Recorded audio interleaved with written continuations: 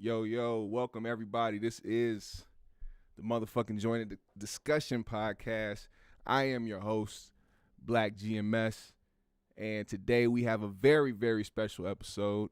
We have the legend, the OG, the motherfucking master Jedi himself, Geoff Brown, entering the space. So I want y'all to help me in motherfucking applause in your motherfucking house.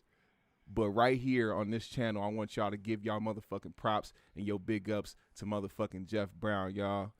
What's happening? Yes, what's going on, young brother? What's going on, man? I don't see you, man. I don't see you, man, up here. Are you there in your Zoom? Oh yeah. I'm here. I'm using I'm on my video on here on the motherfucking on the YouTube channel and shit.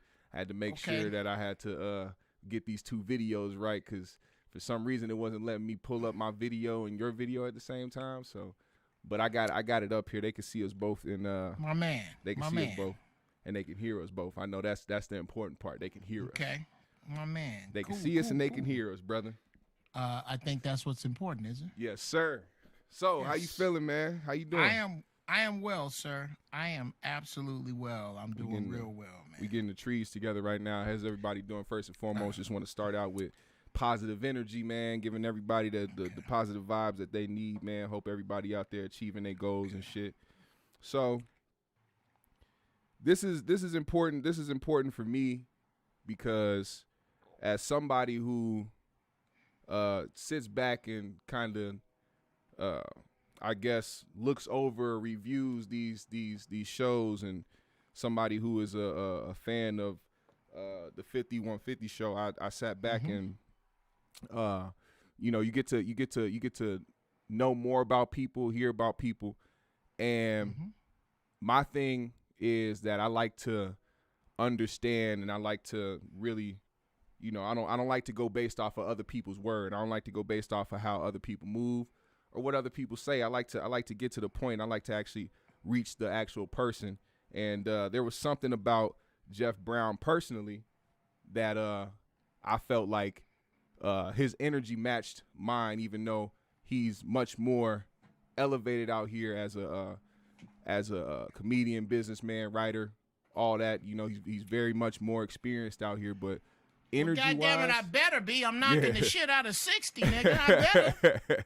And that's what it is. And I felt like I could connect with Geoff on a bigger level.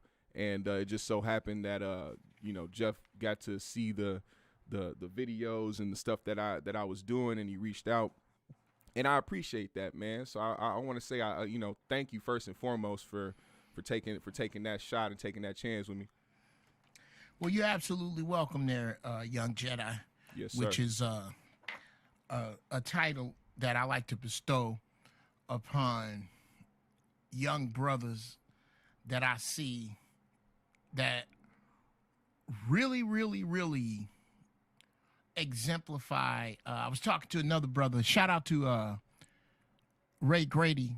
I just did his Alpha Male podcast last night. It'll be out in a week or so. Okay. That's what's and up. The owner of the cigar lounge that we did it in, shout out to Cuban Leaf, gorgeous place. We were saying the same thing about him, and I extend that to you. Yeah. That you represent the nephew we proud of. Hey. Okay? Hell yeah. That's the one that trying to make something out of his life.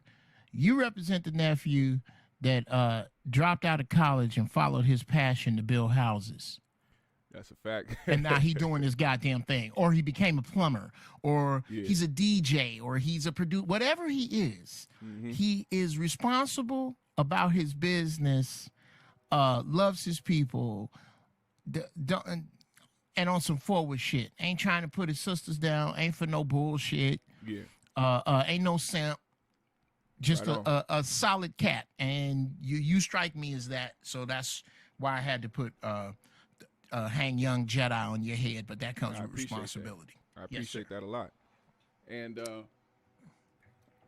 it's another thing I want to speak on, because a lot of people, what they do is they make the mistake of, when they become a fan of somebody, they try to adapt, or they try to mimic that that person's personality or what they believe in, knowing damn well that's not what they believe in. See, the best part about, you know, being a fan of somebody is remaining who you are, but appreciating that person for who they are. Absolutely. And absolutely. That's how I look at shit, which is why I always say anytime I ever do these videos, I have been the most unbiased. I have never been the type of person to be on one side or the other. I see it from all angles, and I try to bring something of a learning experience through it. You know what I'm saying? No gossip type shit where I'm just sitting there talking shit. Right. I want somebody to learn something from some shit, and I see that you do a great job at doing that as well when you speak. Well, thank you, brother. Thank you, yes, sir. And I appreciate that about people like you. And the first thing I wanted to really get into, first and foremost, because you know, a lot of people know who you are, but a lot of people also know who you are from a different space. And I want to be able to, you know, even though you probably said it a million times, you know, how you started and where you came from, and how you built what is your brand and in your name and your career. I want to know more about that. I want the people to understand who Geoff Brown is. So I want you to tell us where you started from and how you got your come up. I'm gonna try to shorten the story because you know I'm referred to as Captain Longwind, and well, we ain't got nothing but time, brother. Let's get it. All right. Well, I'm from Chicago originally, born and raised. Got out of the Marines in 1987 here in California. Stayed to do stand-up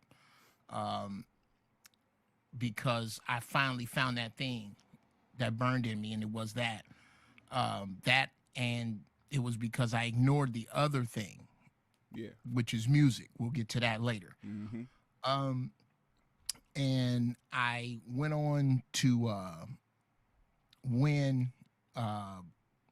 There's a show, I don't know how many of you know of it, and this is something else I had to learn, is that there's a lot of people who were not even born in 1994. Yeah.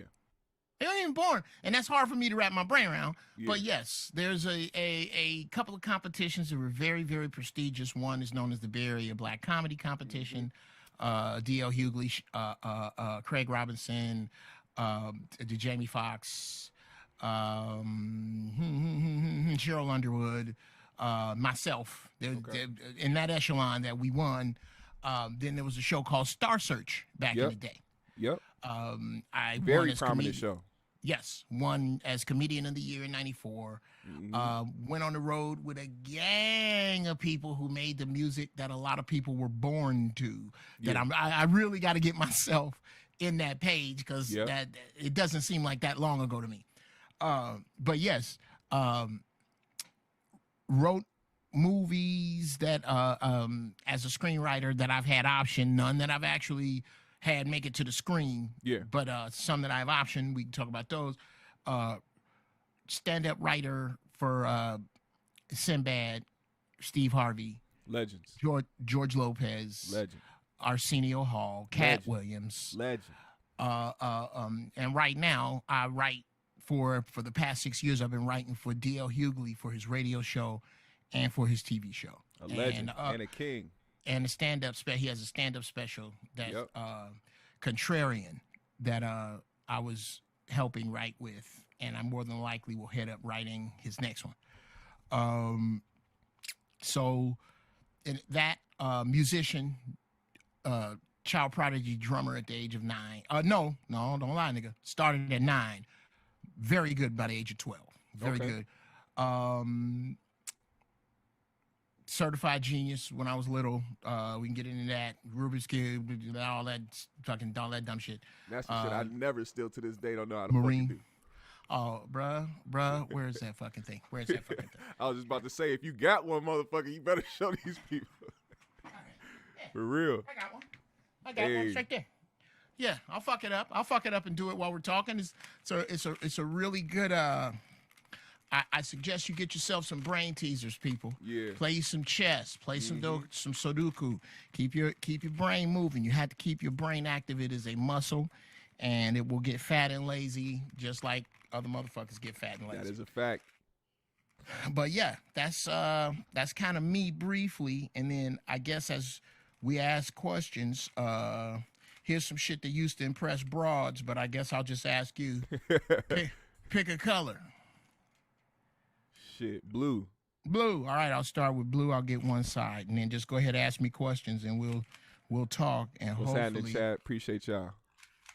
Yeah. Chat room was cracking. Let me see. Somebody said, Yogi Fish want that lighter. Man, where my lighter at, man? I was about to say, you got a futuristic ass lighter. That shit came from Star Trek. Oh, we are the future. Young Jedi, this is the future, nigga. Dun, dun, dun, dun, you in it, nigga. This is it. That's for real, okay? though. They That's got cars shit. driving, they sell. All you niggas with jobs, you got about 2 years left, and there will be no manual jobs, all right? This is the future. Straight up. Look, I'm telling you, like, that's the cool shit about it, though. Like, people that stay ahead of themselves, stay ahead of their time are the people that will be the ones to innovate and influence everybody else. And you ain't necessarily got to be in the forefront. You ain't necessarily got to be the face of some shit. You can be behind the scenes, being the one that's writing for motherfuckers. See, I had to learn that shit. I had to learn that shit a few years back because, you know, of course, when you don't have the knowledge of, you know, comedy and how the shit work, you don't know about, you know, the motherfuckers out there writing for people or, you know, the shit that they come up with and people just all in the room and it takes like a real team effort. Have you ever, the word comedian strike, okay, one side, okay. Got it. The word comedian strike, that phrase means nothing to you. But I bet the term writer strike does. Yeah. Yes, because Hollywood does not move without writers. Somebody got to make this shit up. Yeah. What we have been taught is that all the big checks are in front of the camera. Mm-hmm. When truly the checks are behind the camera. Somebody signs Oprah's check. Somebody signs Jordan's check. And those people would kill themselves if they woke up with Oprah or Jordan's money. Hey. And we need to, anybody who thinks that Jordan or Oprah have a lot of money, have no idea how much has been stolen from them. That's the inside shit that a lot of people don't know about. A lot of people don't pay attention to that shit. And when it comes to the people that are behind the scenes, like, you know, thinking about just not even with just comedy or just TV, it's movies, all that shit. There is a team of people that are behind the scenes that make this shit go. Them credits you see rolling, niggas. Yeah. You wonder how it's people with the credits. Some of the people in the credits make more money than the people you just saw starring. Yeah, nah, for real. And that's that shit. That's the shit right there. Like when you go through the credits of some shit, you see how many fucking names are involved with that one project. Okay, first ring. Got the first ring.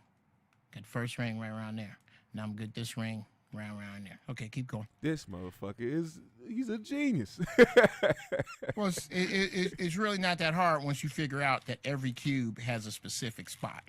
That is not random or happenstance, and that certain, and it's kind of the same way with life. Certain pieces of life move in certain patterns, and once you figure those patterns out, you can put yourself where those patterns go. Almost like, have you ever sped up or slowed down to a red light for it to turn green? Yes. Okay, same thing you gotta do in life sometimes. You gotta speed up, slow down a little bit, wait for the light to turn green. No, for real. I'll be guessing the light too, man. I know when yes. when it's about to turn green, and I'll be going, and motherfuckers still be sitting at the light like, what the fuck? Yes. Vroom, straight through that bitch. Young Jedi, you have just described success in life. Yeah. How a door opens and you go, how did this motherfucker come running through it? Because he saw it opening before you did. Yeah. And you have to be about that energy. You got to stay in tune, and you got to know yourself too. You got to be in tune with yourself. Okay. We got second ring. Okay. This bro. He about to be done. I'm about to yeah. It shouldn't be that much longer. Also, what I want to know, since we talking about writing, because I do want to get to I do want to get to your stand up first and foremost before we do get to you writing for other people. Your experience as a comic and how you had to learn how to become comfortable being on stage and actually you know, using your material that you wrote out yourself and being that confident to go out there and know that, yo, this is gonna, or it might work, it might not work, but I'm gonna go out there and do it. What got you that confidence, and how was it to actually do like your first few shows? For me, the confidence came pretty much from being in the military and having my friends tell me that was no, don't lie. Okay. Here's the very first time I thought I found out I was funny. Okay. And I'm going to, yeah, you told me we got time. So here we go. Do. Okay.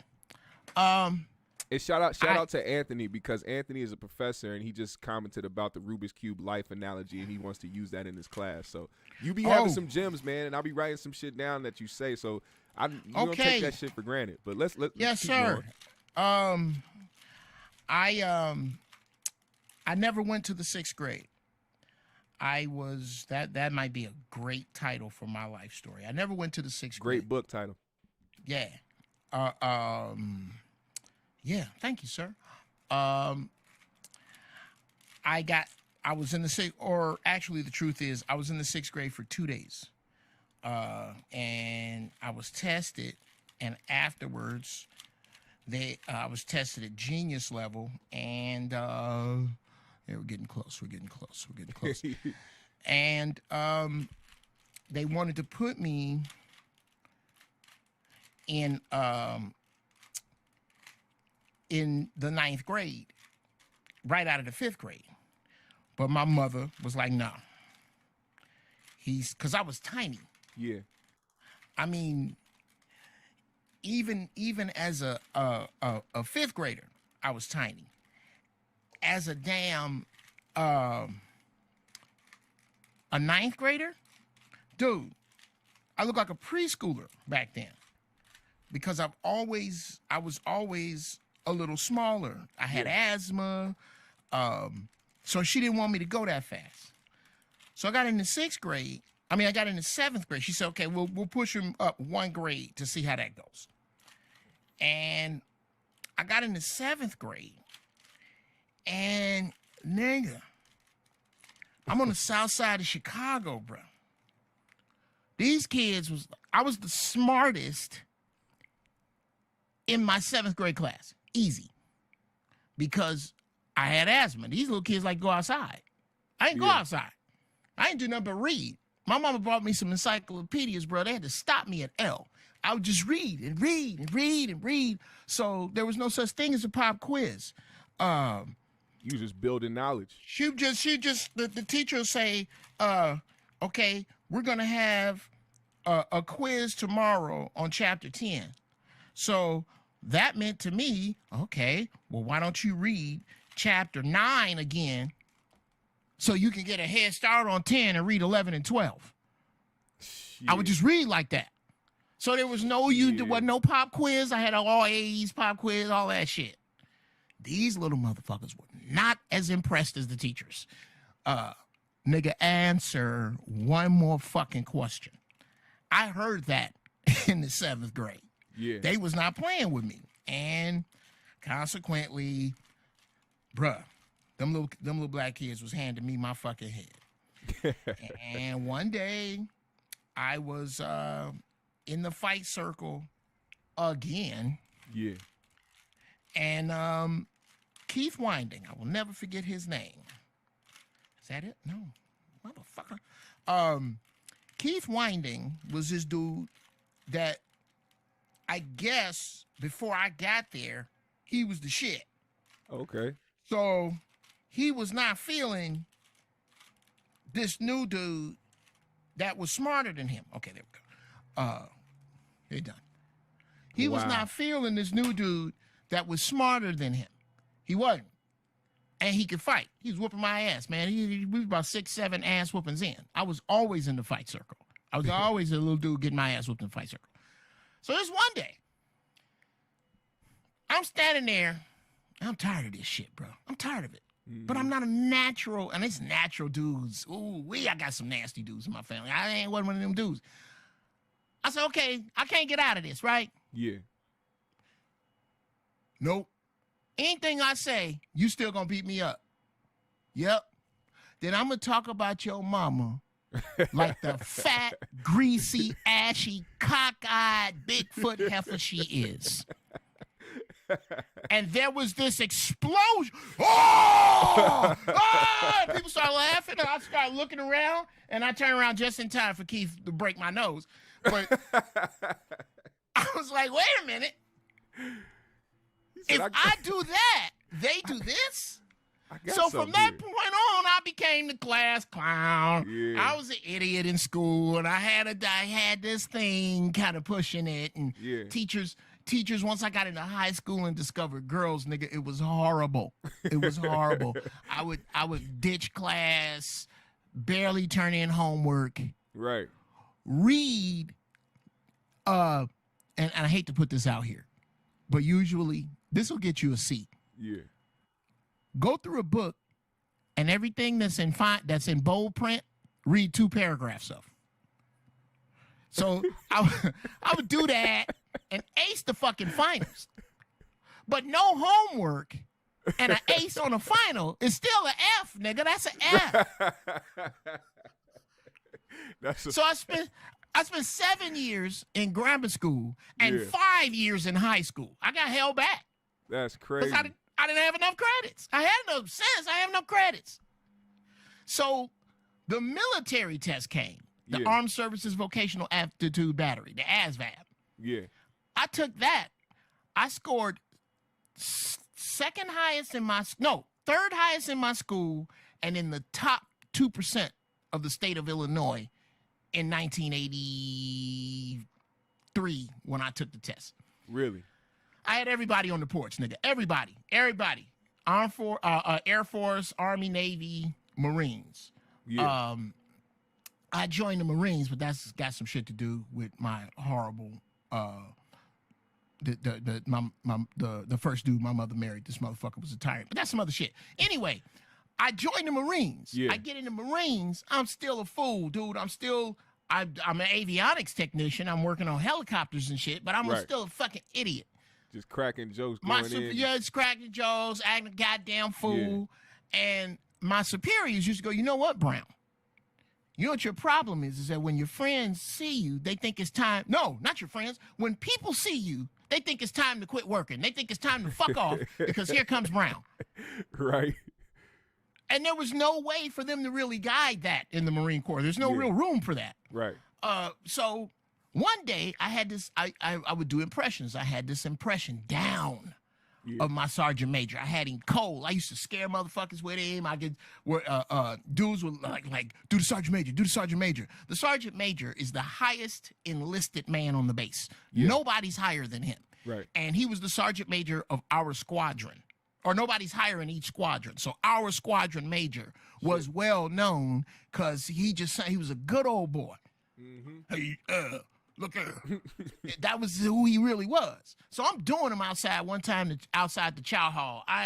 My boys, niggas up against the car because I'm doing him rapping. I'm doing him getting some pussy. I'm doing all kind of stupid shit. My friend stopped laughing.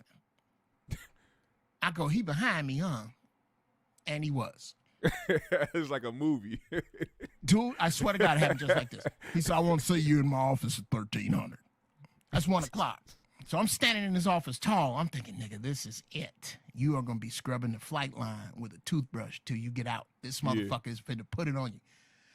He goes, I've been in the Marine Corps for 22 years. That there's the best impression of me I have ever heard. I want you to do it. You're going to do it tomorrow in front of the whole goddamn squadron. You understand me? Yes, Sergeant Major. Next day, we have inspection. Inspection determines whether your ass go out this weekend or you're going to be mopping the floor. So you better have your shit tight.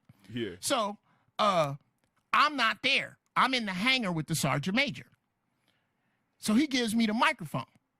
I go, squadron, 10 up. And 400 boots come together. And I go, there's going to be some changes around here with color, starting with me. And I walked out, and the explosion of 200 people laughing, jumping up and down, throwing their covers, it's called a hat, throwing their covers up in the air, just going bananas. I was like, okay, the wind, okay, this is what I'm doing. Yeah. This is the culmination of all this stupid shit and this pain and this is what I'm supposed to be doing. You'll forever remember that feeling that you had when that happened. That's something that you'll never forget. Sure. Yeah. Absolutely, brother. And it got me into it. I started in 1987, and great things happened for me. Life shit got in the way, personal decisions, which we can get into later, led me down and led me behind the camera. And I'm happy that I made those choices. I really am. Because whether you're in front of the camera or behind the camera, you're gonna make some bread depending on the work that you're doing and what you're working for. Oh, contrary, my friend. Oh, I can't. People have disagree with want. That. No, but here's the thing. I'll say it in this way, because a lot of people really wish and really want to be in front of the camera so bad, but aren't really built for it. They might be the motherfucker that's built to be behind the camera, absolutely writing or whatever the case may be. You know what I'm saying? So that's what I mean by that. That's what you get. Okay. Yeah. Sure. And that I can agree with. Yeah. There is a dangerous belief that everybody you see in front of the camera is making big bread. That's dangerous, brother. Yep. Okay. The people who make the big bread in front of the camera are the people who can draw eyes to them. Yeah. Denzel make big money in front of the camera. Yep. Your boy Michael B. Jordan make good money in front of the camera. Yep. But there was a time when he was popular and not making good money. Yeah. Which is the fat of the calf that this town lives in, is when we are getting more for you than you are getting for your worth. And that happens a lot in front of the camera. Oh, yeah.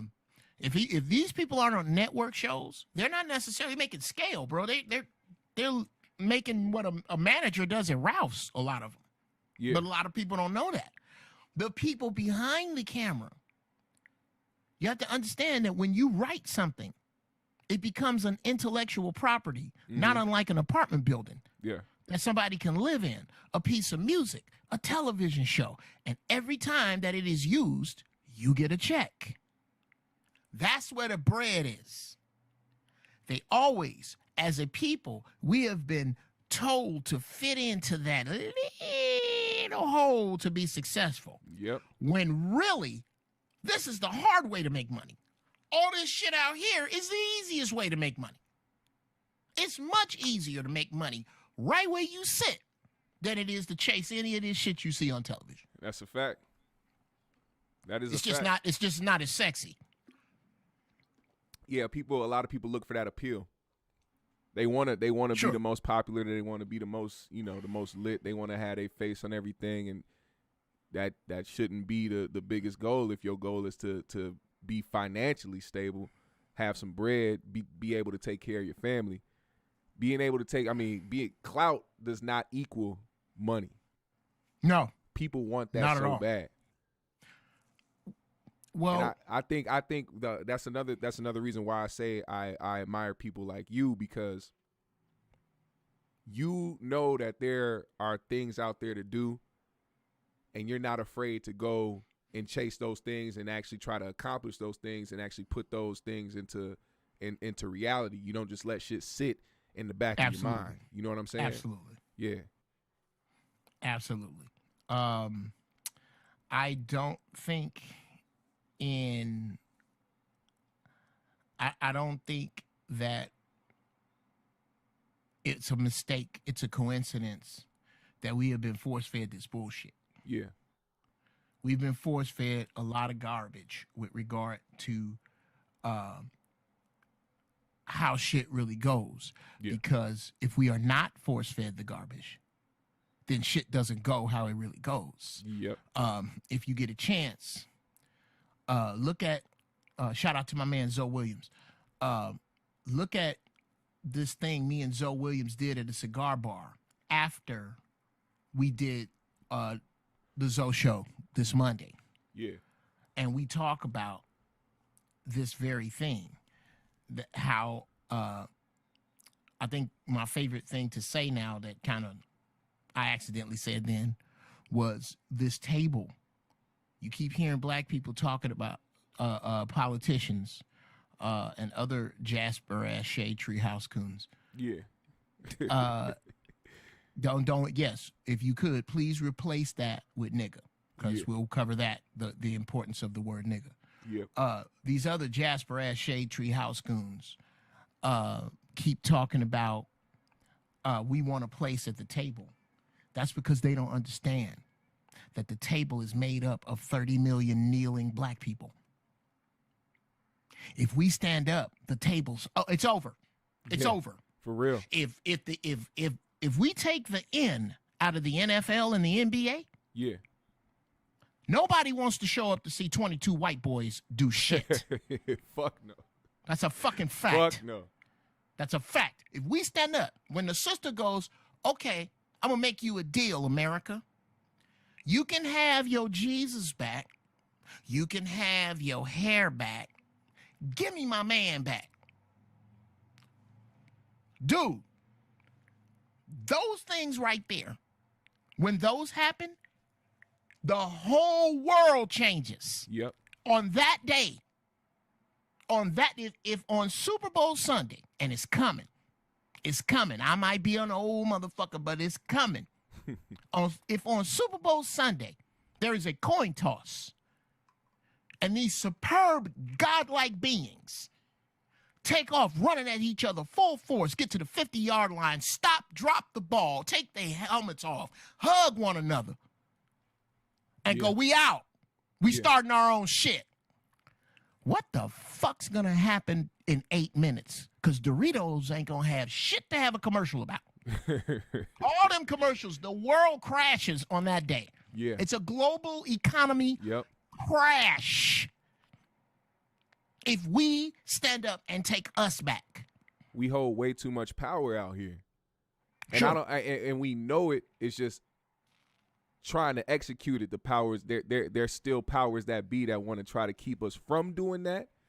But they can't stop they can't stop it from being just like you said. If everybody on one accord just decided to say fuck it and pulled the fuck back, what could they do? Exactly. Imagine if every black athlete started their own professional sports league. Every black athlete from the NBA, they started their own basketball league. Every black athlete from the NFL, they started their own football league. Every black athlete from every black and Puerto Rican, Dominican athlete from baseball started their own baseball league. You know what I'm saying? That would yes. It would go crazy. Nigga, and we call it the Black Fist. Right. It's all together there. Just the Black Fist. The Black Fist League. The Black Fist League, and it's all our sport. Oh shit, that's David Banner. This David Banner. Y'all go get the God box. Hey, what's up? The Black Fist is made up of all of our shit. All of it. All music, all the fly shit is in the Black Fist. And you got to come and deal with the Black Fist. Yep. And the only way it opens is if you pay me, nigga. Once we get there. But the problem is we are too close still to the nuclear blast of chattel slavery. Yeah. That is a fact. It all comes down to the conditionings and the traumas and all that shit that comes down to why a lot of people don't believe that we do hold this power. When the world couldn't run the way that it's running today if it wasn't for black people. That's a fact. from entertainment to sports, all that shit. We generate a lot of profit, and we're owed a lot of that shit, especially in hip hop culture. Sure, that shit is worldwide. Music will be boring as fuck if nobody black did music. Brother, I'm sorry, that's my opinion. Bruh, there's no such thing as music without us. No such thing. Not even classical. Beethoven was black. There is nothing that we don't touch, because as twisted as these people are, they come from us. But here's something that this may escape people your age and maybe a little older and definitely younger. Does the term Polaroid mean anything to you? What, as a picture? Yeah. Oh, yeah. You remember the pictures where you peel off, you let it sit? Yep. This back in the day, there was these cameras. For those of you who don't know, they were Polaroid cameras. They were very popular, where you take a picture of you, poof, and then what comes out is a plastic card that was a little different. It was a square. Yeah. And if you wait a while, the image would show up. Well, before that, Polaroid used to go like this. Click. You take the picture, you pull out the cartridge, and you slide this tab out and peel off the picture. Yeah. And if you wait a few minutes, you got a color picture here, and you have another thing that is the reverse of it, that is black and white. Not even black, an off brown and a pale. That is the reverse of this thing with all this vibrance and beauty and accuracy. These people are the genetic peel-off of us. This is why they can't jump like you do, run like you do, dance like you do, sing like you do, fuck like you do. Two white folks fucking is boring. Nobody did the lowest shit searched in porn is white folks. I hate to tell you how I know that, but nobody trying to watch white folks fuck. Well, I do. I watch it and take notes. Nigga, slow down. Don't go that fast. Every once in a while. Yeah. So we are. What is happening is we are beginning to see who we are. Right. And let's bring this up, because I see in the comments, you know, of course, you know, you have a single hater in the comments. Of course. But I wanna address this. Somebody got to do it. Somebody go, but dear, let's can we just address the term hater? Yeah. First off, a hater is not one who criticizes. Okay, even harsh critique is good for you. Yeah. A hater is an individual who criticizes for criticism's own sake. There's nothing really in it. There's nothing you can use. Yeah. It isn't about anything except them being full of pus and venom and needing somewhere to drain. Whew. Let them drain that pus because they need to. Shit. What other people think of you is none of your business. Fact. When you get there, that's when your ego starts to get transparent, and it don't matter what people say to you. Yeah. Don't matter what people say about you. And if you do that long enough, you'll notice this, young Jedi, that when you sit down with your accountant and your bookkeeper, their names never come up. Yep. So I don't even worry about that. So yeah, go ahead, bring that up. That's go a ahead. fact. That's a fact. Keep hating. I need it. It helps me out. Well, I need a way to write bullshit characters. See, so I love when people hate. I avoided the other comments.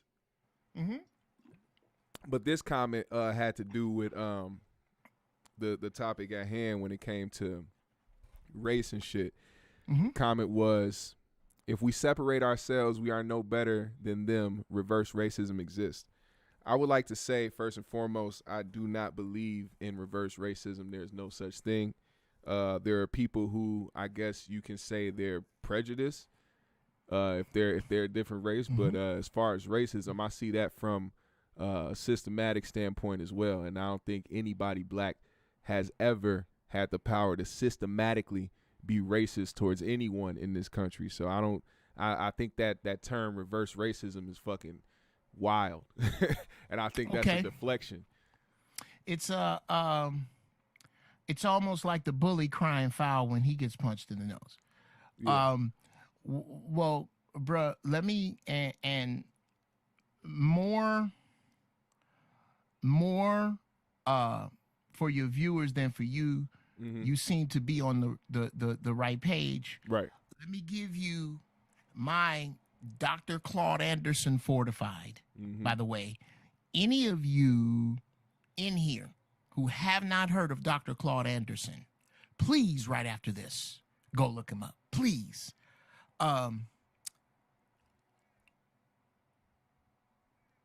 Let's discern the difference between these three. Yep. Racism, prejudice, and bigotry. They are put in one pot to confuse you so that you come out and say baseless, idiotic, stupid shit like reverse racism. You only say that because you're eating from this pot of racism, bigotry, and prejudice heated up by the social media till it looks like fucking shitty fudge, but that's not. Yeah. Racism is about a group of people who are genetically similar in appearance, cultural habits, religious practices, and background that decide to enter into commerce for themselves in a competition against other similar groups. That has nothing to do with calling you nigga from a moving car. That's not racism. Racism is Flint water. Yep. Racism is redlining, gentrification, Jim Crow laws, the 13th Amendment. The average backwoods, inbred, banjo-picking, barefoot, country fuck, trailer trash white person that you see does not carry the power to be racist. Racists don't like them either. Yeah, that is Racism is a function of economics. The bigots are who you are confusing as racist. Yeah. You goddamn nigger! Yeah. White power! That is a bigot. He does the bidding for the racist. He That's goes out and hangs the niggas from the trees. Yeah. He goes out and beats up niggas when he pulls them out of cars. Police officers are not racist. They are active bigots. And they are the teeth of the dog. The racists don't like the police either. That's Peep heavy. game. Watch TV shows and movies. Whenever you see a function where it is black tie, the police chief is not dressed black tie. That motherfucker got his suit on because he is the janitor of the unwashed. That's his job. Keep these broke motherfuckers off us. Protect and serve never meant people. It meant commerce. Protect and serve commerce. Now let's look at prejudice. Prejudge. To judge before. Bigots are prejudiced against you until they are educated otherwise. Right. Racists are not. Racists know the game. Racists know that you created language. Yep. That you were the first to use mathematics, the first to navigate by the stars, the first to come up with the zodiac, the first with running water, the first to have a community before, in the words of John Henry Clark, a white man ever put on a shoe or looked out a window. That's who you are. The racists know that. The bigots don't. And they keep this ignorance. They keep them ignorant. If you, dear white people spying on us. If you wear plaid, I'm talking to you. They don't like you neither. Yeah. They just use you to keep us in line. And I've said this. I said this about a decade ago. When white people figure out that they have been done just as bad as black people, there will be smoke in every city. And this is what that tantrum was on the White House steps. These crazy motherfuckers aren't wrong. They're just crazy. Yeah. They are here you go. Those white people who stormed the Capitol were reacting to their side of racism because now their side of racism isn't working anymore because this country does not need workers anymore. So we are done with all of you, which is why we are fucking all of you. This is why the white man is having his tantrum, because he cannot stand or understand his side of racism, and it's his fucking turn. Yeah. There you go, hater. There's something for you to chew on. Hey, if you can't see or dissect what the fuck was just said now, or even at the slightest respect that, I don't know what to say. I mean, given the fact that you just put it in a different way as far as when it comes to racism and bigotry and prejudice. And prejudice all in one, and gave all examples of which is meant which. What? Deep, like that was more than a deep dive. That had facts behind it. We know what these are foot soldiers, basically. The bigots are the foot soldiers. Yes. The racists are the ones that sit back with all the bread in these high positions, in these offices, in these corporate wherever, and they chill. Racists never use the word nigga in public. Oh, hell no. Racists are never mean to you in public. No. Racists are never. No. Those are the white folks that smile at you. Watch the first episode of the Boondocks.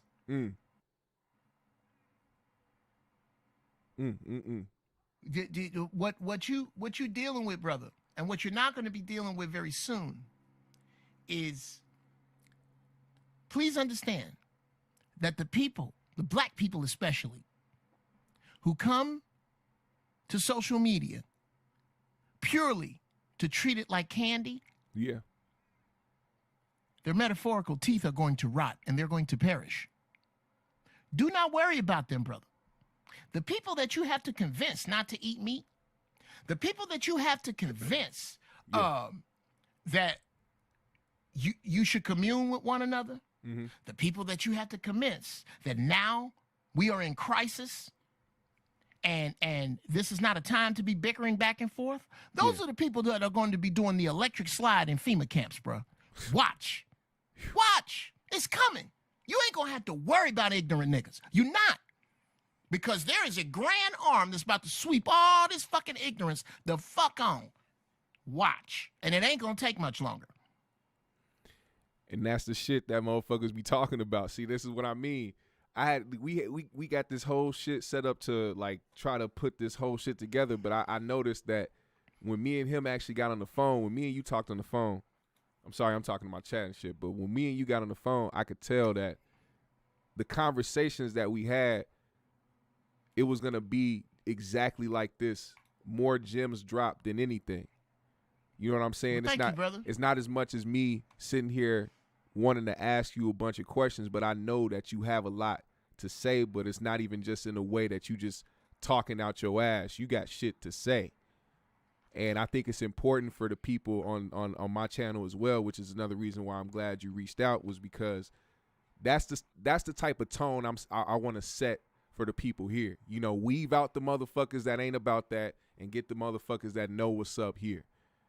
It ain't no bullshit behind it. This is exactly what it is. And I remember when you sent me the video or whatever to watch on the 3Gs podcast. Also shout out to the 3Gs podcast. Yeah. one thing that stuck out to me, and I want to read this off to the people that's out here right now. Matter of fact, everybody leave a like, subscribe, motherfucking hit the bell. You know what I'm saying? I do streams every single day. Okay. I'm confused. Hold on a second. Yeah. Could you please explain to me, chat room, how there are 48 of you watching, but there are only 29 likes? Ooh, you got to do something. Could you explain that? Can we fix that? Do something about that, please. If we do not, now there's 50 people. If we don't have 50 people liking that are watching, those of you who did not hit like, please understand that you are a part of the problem. That you're righteous, you're willful, you are willfully. This man didn't ask you to do nothing but click. You are willfully going fuck that nigga right there. That's a part of the problem. He's got a point. And I guess we'll see in a second, brother. And I'm gonna tell you, bro, you're not gonna get 50. Nah. You're not gonna get 50 because everybody ain't gonna make it. Nah. Swear to God, everybody, it might not even be me. Everybody ain't gonna make it. Now, if I don't make it, it's gonna have to be awful slick what get up on me because I'm looking. But it's a lot of motherfuckers been to be swept the fuck away on some simple shit. And those would be the people that will be left not liking. I promise you, because it is a mindset. Hey, I keep it coming every week, every motherfucking day. So I appreciate the people that do like this motherfucking shit. And the people that are here watching right now that are listening, even if you ain't liking this motherfucking channel or liking the page, you here for a reason. You here for either me, you here for Geoff, and you here to listen to this motherfucking shit. And I know you getting some gems. I know you getting some knowledge dropped on you right now anyway. And as much as you may think that something negative about me brought you here. Oh, shit. As much as you think that something negative about me brought you here, I submit to you that it is your elders that are speaking to you. Yeah. And that your subconscious needs to be fed. And that is why I am here. Now. That is my mission. Here and now. That is you the can perfect. hate on. Let me get this out. Yeah, get it off. Dude, get it off. Geoff Brown ain't shit. That nigga secretly gay. That nigga ain't funny. That nigga, fuck that nigga right there. I wouldn't hang out with that nigga. Fuck him. Please keep all of that, but don't let that get in the way of the shit your ancestors sent you here for. Yes, sir. Yes, sir. Now, y'all heard that? You heard it first. And that's the perfect segue right here to this quote. Because I mentioned this to you before, but I want to say this shit for the motherfucking chat. Your success is inversely proportional to the number of niggas you stand around and talk to that ain't doing nothing for you or themselves. A lot of motherfuckers need to understand that the people you have around you, they hold a certain energy. Wow. You can't have certain people around you, or you can't be associated with certain people, no matter what the history is, no matter how much you love them. It don't matter. If they are bringing your energy down, if you realize that this is happening and that's happening and everything is going wrong and not right, and you feel like you're doing everything right, maybe it's because you got the wrong people around you. Switch the people up around you in your circle, people that actually give a fuck, people that actually want to see you win, people that you want to see win, and you'll start seeing results in whatever it is that you're going through or whatever it is that you want to achieve. Once I started switching up my circle and once I started dropping certain motherfuckers, I started realizing that I had more motivation and more push to want to do shit. Because a lot of the motherfuckers that I used to be around wasn't on shit. You was under their gravity, bro. Yeah. They bring a gravity. People bring their own gravitational pull. Yep. And if their negativity is stronger than your positivity, you will start to move negatively. Mm-hmm. Now, even if it isn't, let's just say your positivity is on 10 and their negativity is on 2. 10 minus 2 is 8. Hey. Leave that right there. Just for the simpletons. That's that, nigga. I'm not gonna cut it and cook it. Right. Okay? Exactly. I cut it. Yeah. Exactly. You cook it. Right. And that's a fact. And I had to mention that because that stood out to me because that's one of the things that I applied to my life early on, just like not being around certain motherfuckers and noticing my energy and realizing I had to protect that shit and protect my mental health. Yes, it is all something that to shit. protect. Yeah.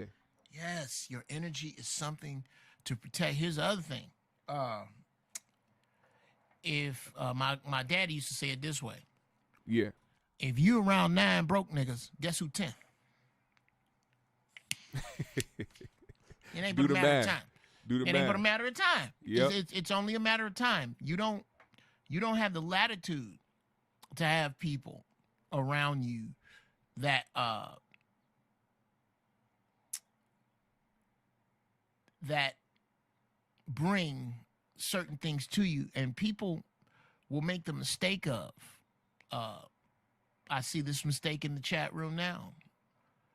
If you have a friend and they always agree with you, that's not your friend. That's not true. That's not true.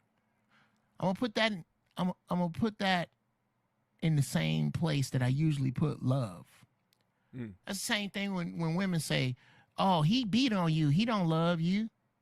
He cheat on you. He don't love you." That's not true. Love and friendship are only as good as the giver. Love is as good as its giver. That's it. He cheat on you because cheating is in his love. As his beating. As his being a yes man is in his friendship. Deceit is in his friendship.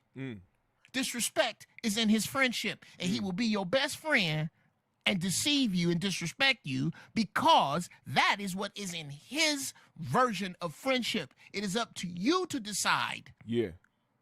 Same thing with family. Yep. Let's be clear about what family is. Yep. Family is a group of motherfuckers that decided to fuck and make some people before you got there that didn't have shit to do with you. Right. You don't have nothing to do with who came before you. This is why the Bible says a friend sticks closer than a brother. Because you pick your friends. You didn't pick them motherfuckers you in your family with. Yeah. If we could pick family, dude, why do you think the royals arrange marriages? Because they're trying to breed their people. They're trying to breed their people.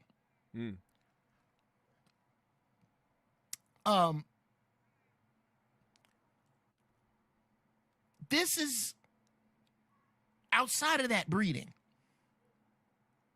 A lot of us have been bred by people with shitty traits. Yeah. This is what we are supposed to be doing. This is what a society is supposed to be doing. A society is supposed to be making sharper and sharper choices so that each generation gets sharper and sharper. Right. You're supposed to discern who not to fuck because of what you're gonna make. You don't make a racehorse out of 2 fucking donkeys. You just don't. That's a fact. Okay?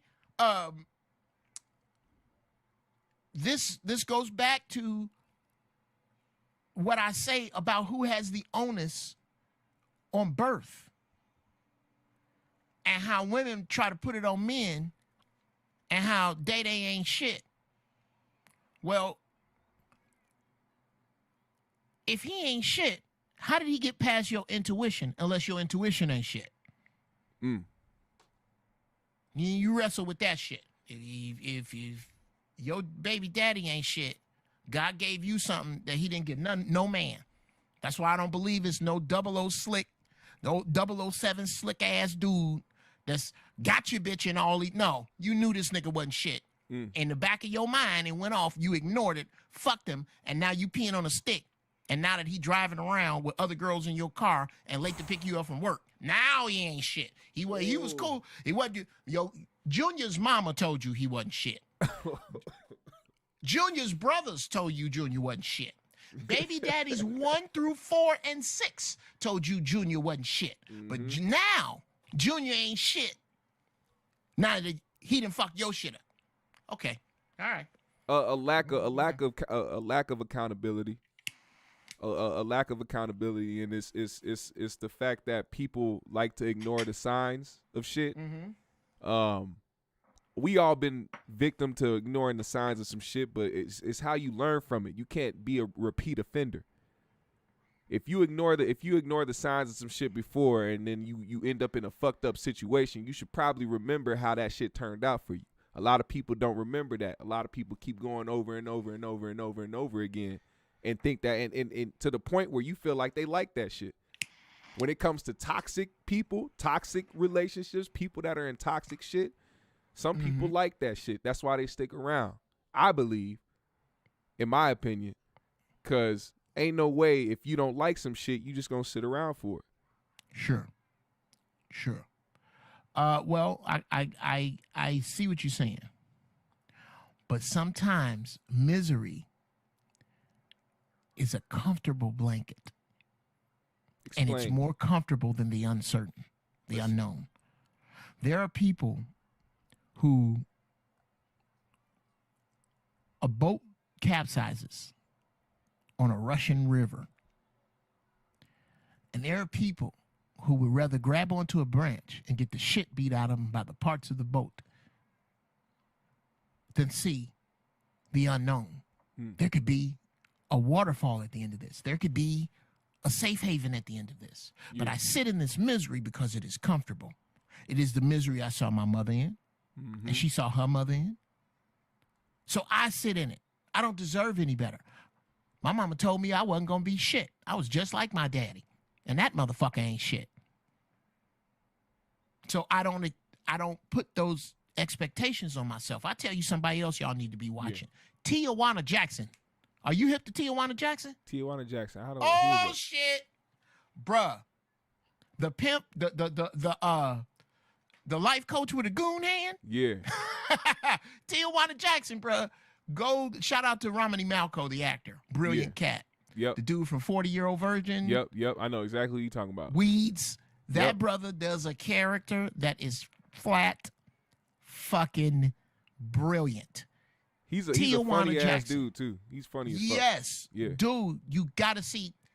If you have not seen Romany Malco at his best if you don't know who Tijuana Jackson is. And I tell you what, young Jedi, after this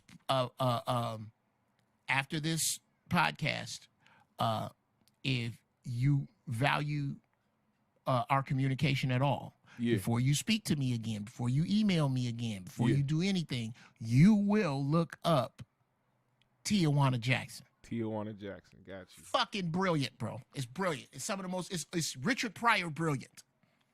That's a bold statement.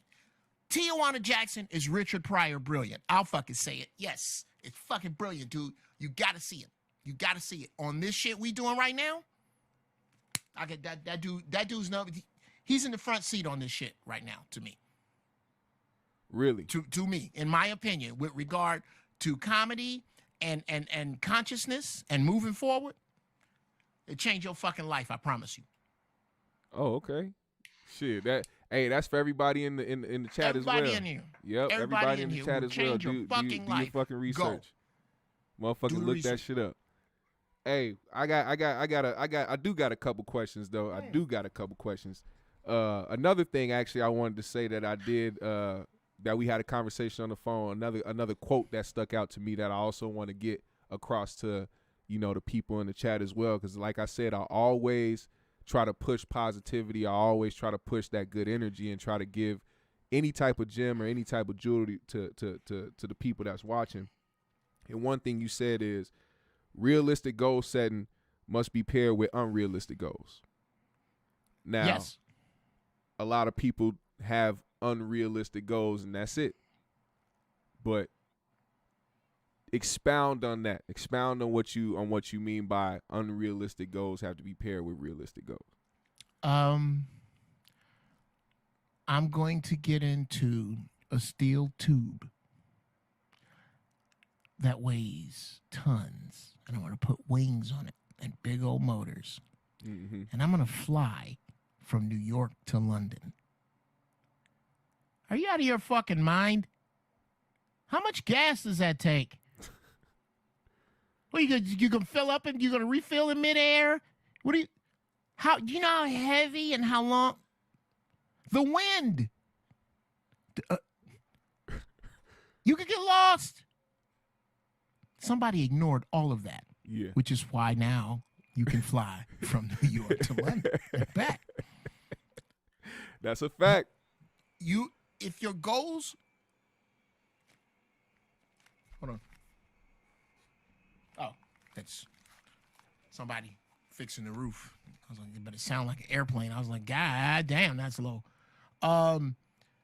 If your goals don't scare you, then they're not big enough. Yeah. Your goals should scare you. Then you should make realistic goals to get there, to this unrealistic place. Right. Realism, but in order for any of this shit to work, you got to be honest with yourself about you. Yes, sir. You got to be honest about who the fuck you are. Because if you can't do that, that's your first place. You got to be honest with yourself about what you have to improve.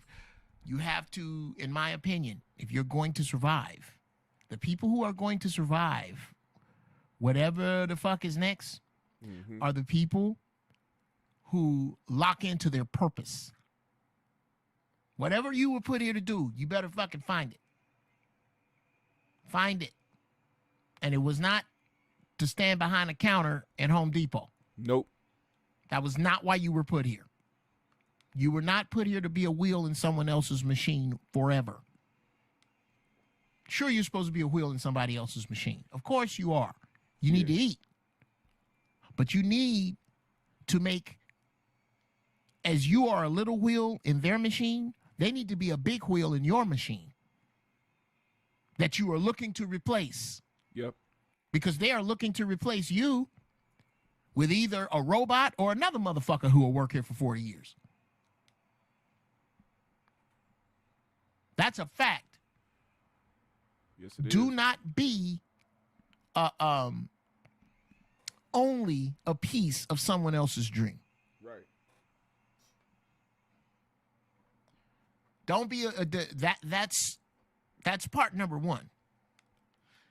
That's the part that part number two will not work without, which is the ability to pull from the fourth dimension.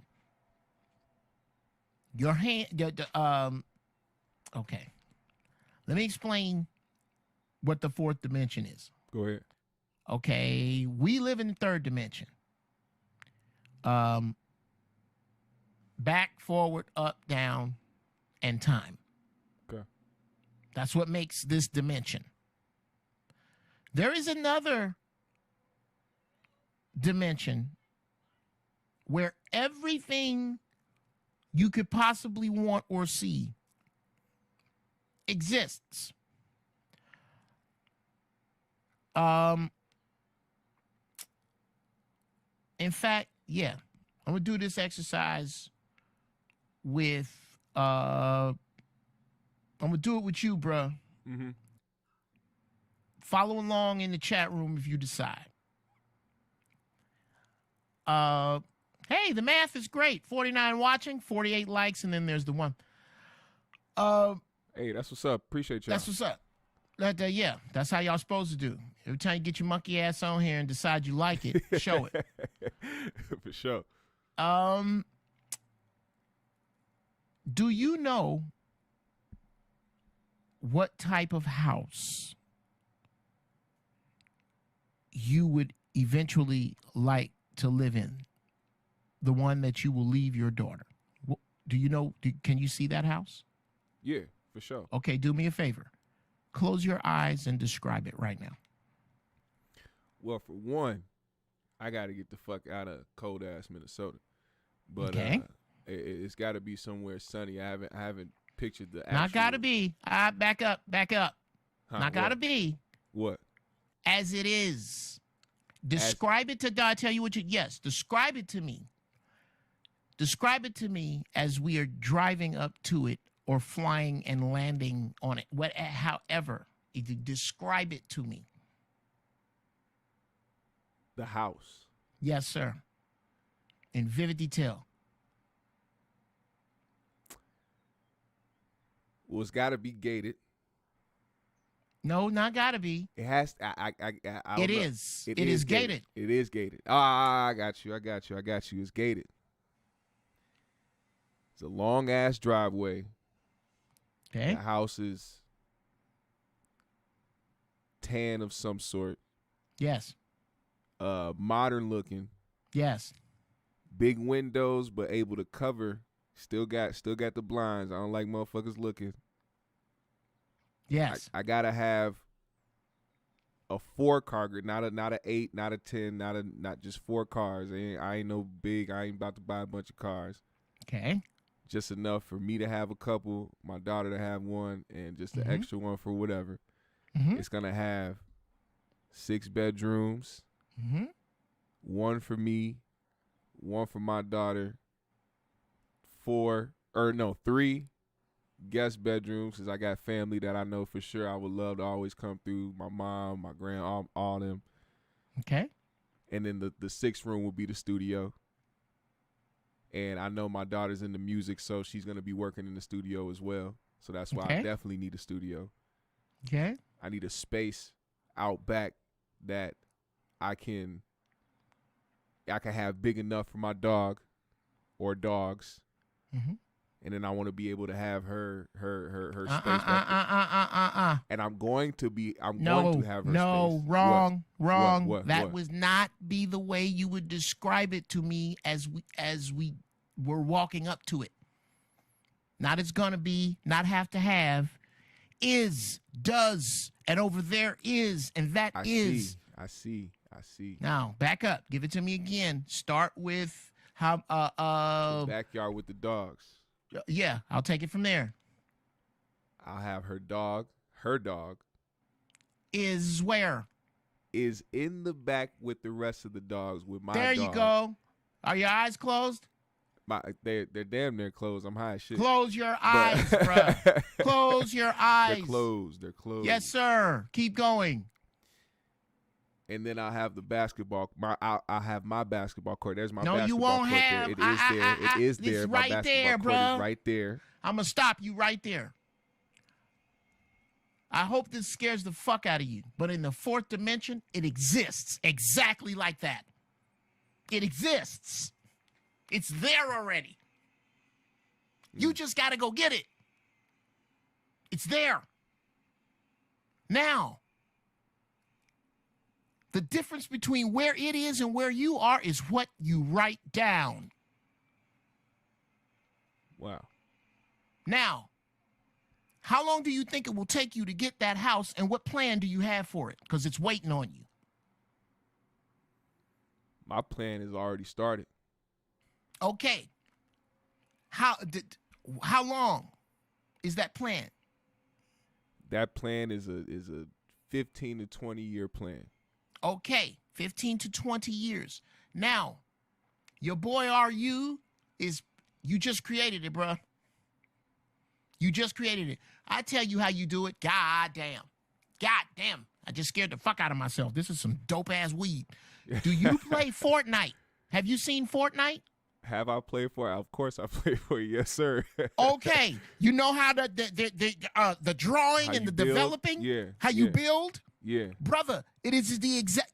That Building is how you editing. do shit. Shout out to my Fortnite. Yes, in the 4th dimension, that's exactly what you're doing with your mouth, with your deeds, with your words. When you say that my mind is a playground for assholes, you build that in the 4th dimension. Whatever you say, you build in the 4th dimension. Now, you can put all kind of goodies up there for yourself, but if you do not draw them back down, another motherfucker will. Speaking shit Write into your existence. plan out, bruh. You speak it in. Shit into you existence. and here are the 2, bruh.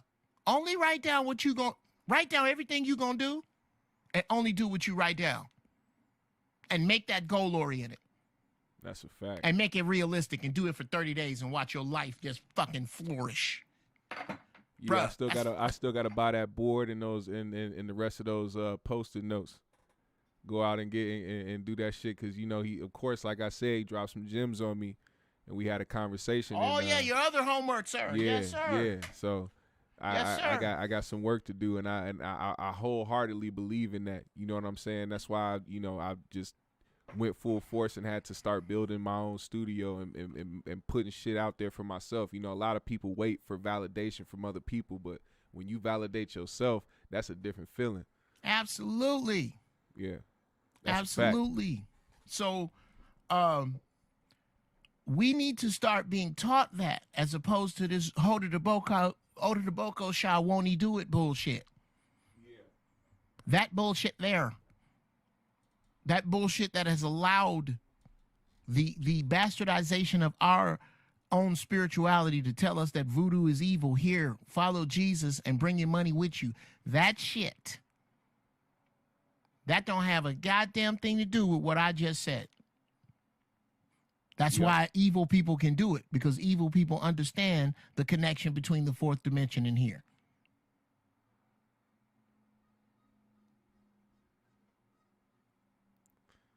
This shit is crazy. Do you see this shit? What's that? He said, what did he say? He said, could you ask Geoff if he would mind if I could use pieces of this build to include him in some music? Oh, you mean to lay over as a track? I think he talking about some of the shit that we've been talking about. Some of the quotes or some of the shit you've been saying. You got a lot of quotables, Geoff. Let's collaborate, bro. I'm down. I gotta hear. Well, you know what? Go ahead. Yes, you can have it. I'm not gonna. Here's my problem. I'm a music snob. Yeah. I'm a music fucking snob. I don't know. Go to Giraffe Balls. Let me type Giraffe Balls in here. So that Tijuana Jackson. Yeah, let's go. He said his avatar is Tijuana Jackson. Ben Slim said that. Yes, Ben Slim, your avatar is Tijuana Jackson. Now, I'm not gonna this hit me this morning that, you know what? If I don't start wearing my Invisalign, I'm gonna start looking exactly like Tijuana Jackson. For those of you who know, wait till you see that, bro. Then you'll see what I'm. I saw a picture. Yeah, I'm beginning to look like Tijuana Jackson by the mouth, so I got to get my shit straight. That's crazy. Hey, yeah, y'all see that comment in there? You see Giraffe Balls? Y'all go check that shit out for real. Word. So if I'm starving, I need to examine some roast beef and mashed potatoes with extra gravy. No, if you're starving, you need to examine why the fuck you're starving. Right. What the fuck? You shouldn't be fucking with mashed potatoes or gravy. That's starch and grease. You shouldn't be fucking with either of those. My nigga Shy funny as hell. That's funny.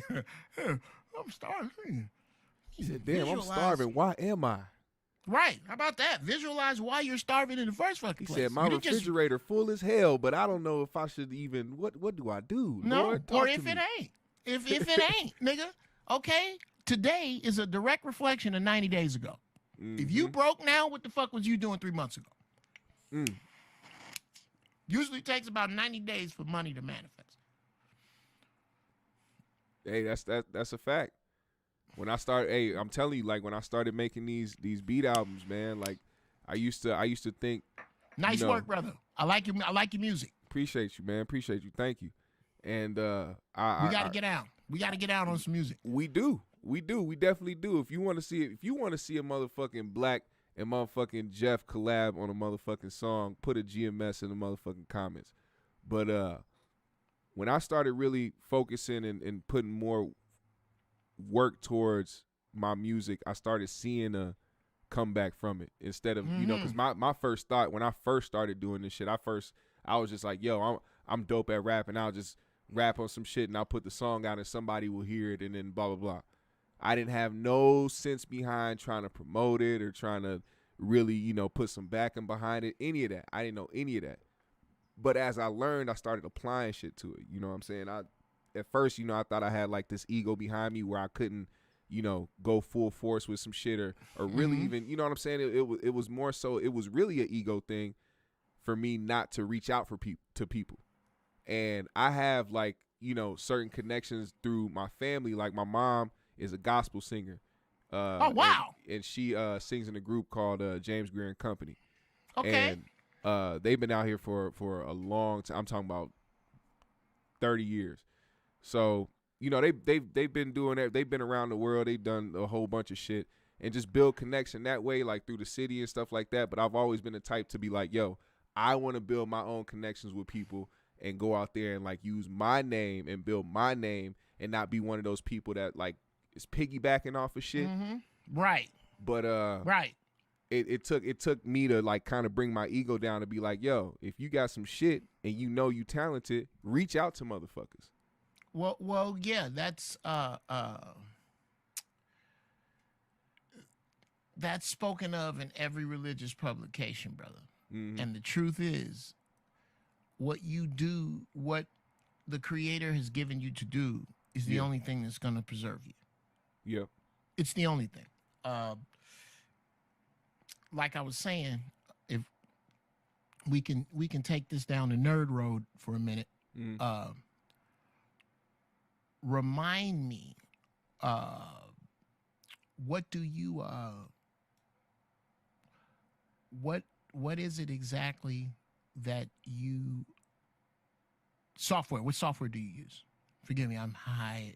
I know, me too. Nigga, I'm high. I'm high as Hitler's gas bill right now. I am fucking out there. So yeah. Wait, for what? What music software do you produce with? Yeah, PreSonus Studio One. Studio One, yes. Yeah. Studio One is some dope shit. Yes, as a matter of fact, I'm gonna tell. Now that I remember, that was the reason, because I want to tell that Battlecast story. Yeah. I long before I did comedy, I was a drummer, and brother, I made the mistake of pushing my musical talent down for way too long. Yeah. Way too long. And once I started, wow, that's crazy now that I think about it. What you are seeking is also seeking you.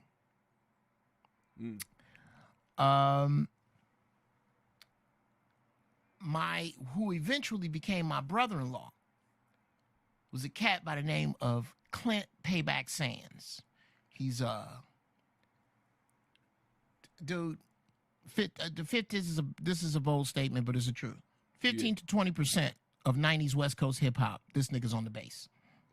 He's a producer extraordinaire. Look up his credits. He was my brother-in-law, and he's still my man to this day. That's my dude. He taught me how to put a studio together. Yep. Him, and I had some help from Greg Fillinganes, who was Michael Jackson's musical director. My friends are the fucking Avengers. Yeah. My dudes that do this, my business partner, Tracy Carter, is Shaka Khan's musical director. Sheesh. This motherfucker is ridiculous. So I know superheroes. I know Jamie Gamble, one of my favorite drummers, Destiny Child's drummer. This nigga, like that. I know musicians. I'm lucky. I'm in this place like if I was a basketball fanatic that knew personally a bunch of Lakers. I pushed it down, and I'm so glad to see that you're not doing that. Yeah. Don't push your love down, bro. Yeah. Get at it. Do it. But yes. Okay, we're on the thought merry-go-round right now, and the Battlecat thought's coming around. Okay, here's where it is. There's a show. It's called the NAMM Show. Look it up. NAMM. The NAMM Show.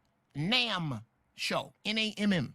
It's like a music trade show that would come to Anaheim every year for decades. It's been coming here. Yeah. And Stevie Wonder, I ran into there.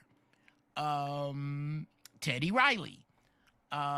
Morris Hayes, Prince's old keyboard player. I mean, super monster musicians and singers and producers and audio engineers. It's just you would geek the fuck out in here.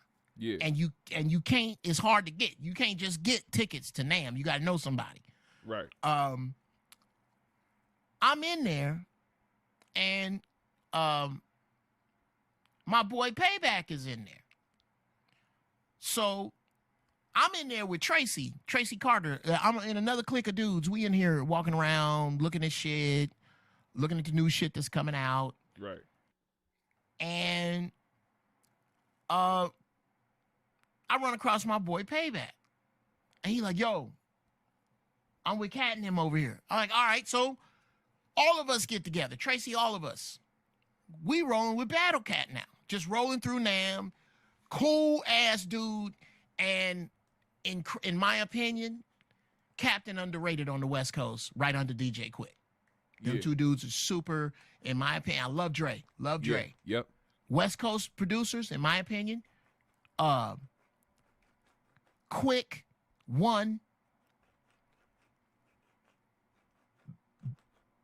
Dre 1A, Battle Cat 1B.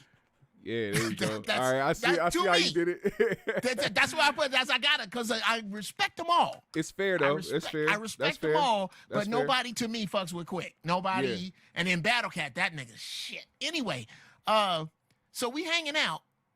We go to the PreSonus. They got a booth, so they got all their new shit coming out, dude. The PreSonus dude. The rep, he don't really know. The dude that is the rep don't really know Battle Cat. Yeah. But his boss knows exactly who Battle Cat is. And is kissing his fucking ass to get Battle Cat to use their shit. They just line the fuck up. Just line up. This is the dope shit Battle Cat did. They go, hey, we got the new version of Studio One out. Do you want to use it? We want to get a video of you doing it. He said, yeah, I'll do the video if you give a free copy to all my niggas. That's how I got Studio One. Boom. Boom. Like and that's how you treat your peoples. That's how you treat your people. And I'm sorry, Cat, if you didn't want that story out. I'm sorry. Hey, it's cool. I might never told that story. I know, but it's I'm cool. telling you. Because he held it down. Bruh. Battle Cat ain't no punk, bruh. Yeah. Battle Cat, and listen, for those of you who may be younger, I dare you, go to YouTube and put in, what's my favorite one with E40? Put in E40 NAH and get your wig pushed back. Try to sit still. Try to sit still. Them niggas right there. Yeah, that's what. So my whole point is, I love music. I'm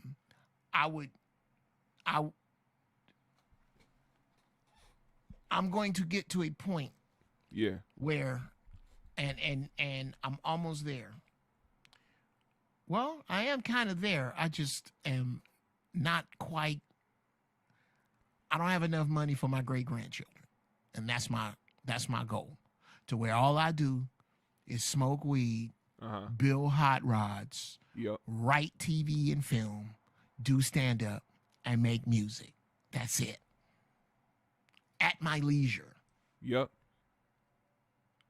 At my leisure. Right now, I got to do all that shit to live. Right. One day, I will live in an environment where I can just get up and roll and go, I'm going to make an album today. Yeah. Or, fuck it. The best musicians in the world are at my studio. We jamming. Let's call some niggas. We going to kick it. Mm-hmm. And just have the dopest private parties with the baddest motherfuckers in the world. Right. Doing their thing at my house. The best weed, dope cars, just love and music. Yes, that is what I am pulling down from the fourth dimension as we speak. Hey, that's what it is, man. Ask yourself, what are you pulling down from the fourth dimension? What are you pulling down from the fourth dimension, and what are you speaking into existence? Yes. What are you doing? What are you thinking about? What are the goals that you have set for yourself in life that you know that you can achieve? And not just sit around and think about it. Don't just let it sit back in the back of your mind. When he's talking about the fourth dimension, he isn't just talking about somewhere that you just dream about. The places, it exists. What you want, it exists. You got to achieve that. You can't be scared to go out here and actually like really put a foot forward and do something about it. I know a lot of people are hesitant. I was one of those people myself. I got to get this part off too, because I used to be one of the people that really, really used to be hesitant and used to let a lot of shit pass me by because of the simple fact that I was just either too nervous or too scared to do it, or just always thought too much about it, the negative outcome of some shit. If you too scared to be told no, or to be denied, or to be shut down from some shit, you'll never achieve anything. And that's a fact. Well, I like to say intensity isn't for everyone. Right. But then again, neither is success. Mm-hmm. This is not for everybody, bro. It's not. It's not. Most of the people under the sound of your voice are not going to do what we're talking about. Yeah. Most people aren't. God damn it, it's work for me. It's fucking work, bro. It's work. I have to get up, and it's not easy. It's not easy. The things that used to be hard for me aren't. And as I mature, the reverse is true. Yeah. The reverse is, I used to give a fuck about what people had to say. Yep. I no longer do. That's easy. That part's easy. Now, nigga, you need to pull 3 all-nighters this week. No, I can't. That shit right there. That's the shit. That's the reality. Is understanding that my station now is about polishing what I've made. Yeah. Not about making a bunch. I need to polish right now. At this age, at this stage. Because I can't run my body like I used to. Even when I exercise it, I can't run it. Nor should I be. Now, you young Mustang. You supposed to be a building motherfucker right now. Yep. You are supposed to, if I could give you any advice, find one you pay. Well, first off, do as much and put yourself through YouTube University, bro. Yep. Put yourself on a curriculum for learning Studio One. From the free shit. Yeah. And then learn as much as you can and then pay for Studio One to teach you. Because I'm sure they got a course. Like PreSonus probably has a course on Studio One you could take. Don't take that first. Take all the YouTube videos you can of people begging you. Yep. Okay? It's like the same way when you buy your car. You don't buy a car from somebody that wants to sell it. You buy a car from somebody that needs to sell it. Yeah. So the people who need to tell you because they need likes. Part 1, controls.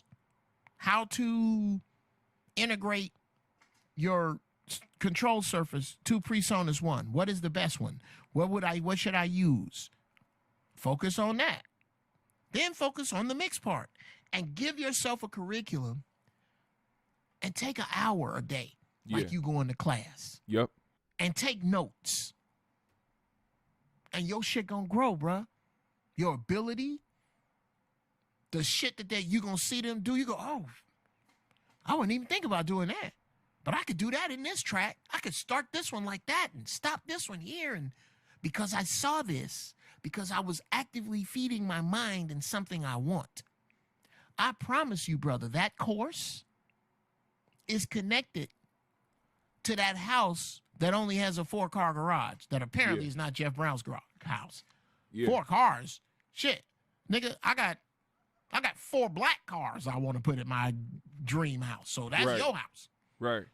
Well, that house is connected to that course that I just gave you. Directly. Get better. Yeah. Get better as a producer. Yep. Ask yourself what is better and who produce. Yes. I'm going to ask you to be more honest than you have to be, and you can tell me none of my fucking business. Who do you think your music sounds most like, and who are you most inspired by? Those are two different parts. Who do I think my music sounds like? As far as when it comes to me rapping, man,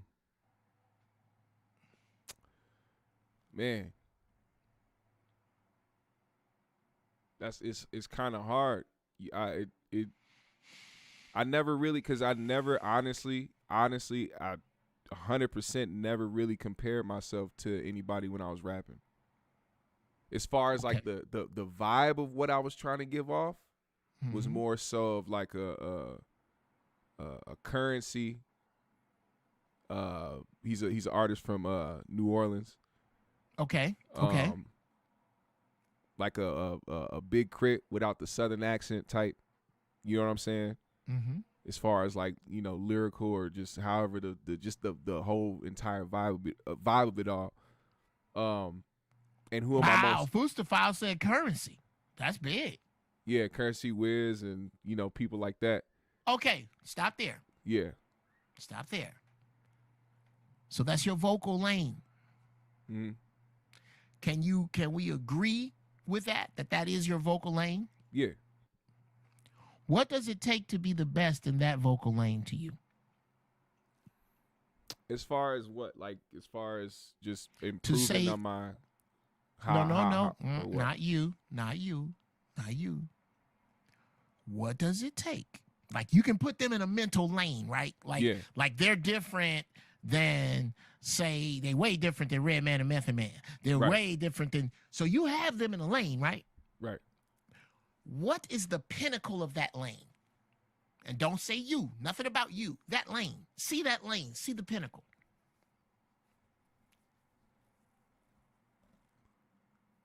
I see as far as like the outcome of it. No. Or just where do I? The best person at it, in order to say blank is the best rapper in this lane. Oh, it's Currency. What does that equal? Oh, okay, fine. Okay, excellent. What does that equal? What traits in Currency does that equal?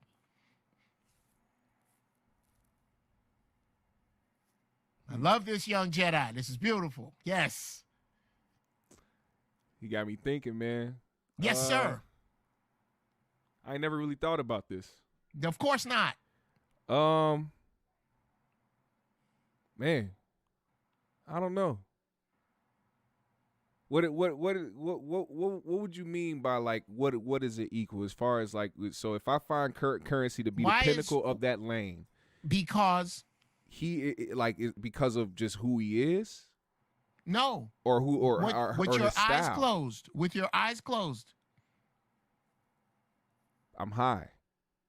So no. And what do you see? What do you see? You said he was the best. Why? Yeah. He's the best because he showed me how to be myself in a lot of ways as far as being comfortable in what I'm doing. Okay. His comfort. And let me continue on with the fact that he stepped out of the bounds of what the norm was as far as the beats he chose. Okay. So like eclectic beats. He will rap on shit that other people would not normally rap on and still find a way to make that shit work. And if a lot of people don't understand and know who Currency is, I'll let you know right now. He put in a lot of, first of all, Currency was signed to, he's the only rapper ever in history and in New Orleans to ever be signed to Cash Money at one point and No Limit at one point. Okay. So he went back a ways, but then he started his own shit, Jet Life. So the fact that it kind of went hand in hand with how I started. Like I started with a group of people back in high school and we had our little group or whatever, but I was always following behind people. And when I realized to create my own and start my own shit and live my own life and do and live the shit that I want to live and rap the shit I want to rap about, it made me more comfortable and more it made it easier for me to put the music out there. So he's the same way, and I admire that full force. Okay. Those are in a different lane and to be admired. Now what I'm talking about right now. What do you mean? Let's just say you were a fighter and you wanted to be like Floyd Mayweather and I was your coach. And I asked you, what do you think, what in your opinion makes him the best? And you started to tell me about the people that he helps out with his money, how he handles his finances, how smart he is with his finances. And you started to tell me that you like the way he dresses and that you like the colors that he wears in the ring. All of those things would be factual. All of those things would be valid. But none of them have to do with his jab. None of them have to do with his defense or his quickness or his ring IQ. His cadence. There we go. I like what you said. I'm not going to fuck your name up. Skill set. We got Ray Grady in the motherfucking chat. Shout out to Grady, man. Oh, yeah. Y'all say what's up to Grady in the chat. That's the people's. Also, and I put you in the with that. Yes, Ray Grady. Please look for his Alpha Male podcast. Yeah, they got an Alpha Male podcast coming up. It's fly. If I may say, I just shot it last night. Ray Grady is another one that is not fucking around. Yes, sir. And if comics were racehorses, my money is on Ray Grady. Hey. My fucking money's on Ray Grady. I have one problem with Ray Grady, and I'm going to say it right here, motherfucker. You should have let me produce your special. I told you. You should have let me do it. I'm producing you, and I'm a gangster. I'm a gangster my way into producing your next special, nigga. You heard it, Grady, man. Put him in charge of producing the next special, man. You know he'll make some shit pop. Let me get a shot at it. Now, anyway, what was I saying? So you were talking about. So your cadence. The cadence, yeah. Yes, you like his cadence. The cadence, yes. And what else you like? The subject matter. Okay, so he talks about just the shit he does. He doesn't exaggerate shit. He doesn't try to portray himself to be anything other than what he is and what he likes to do. He loves lowriders. He loves cars. He opened up a bunch of shops and shit. But that has nothing to do with the rapping. It just has to do with just his lifestyle, and that's what he puts into the music. And I like to do the same shit. That's what makes him the best to me. Like, you put your life into the shit. You don't put no extra facade on the shit. You don't try to portray something and try to have other people out here doing shit that you actually ain't doing. Like a bunch of these people out here telling people to pop pills and all that other random shit. Stop right there. These are the words that you must put in your vocal booth, above your studio, right above you. Yep. Cadence,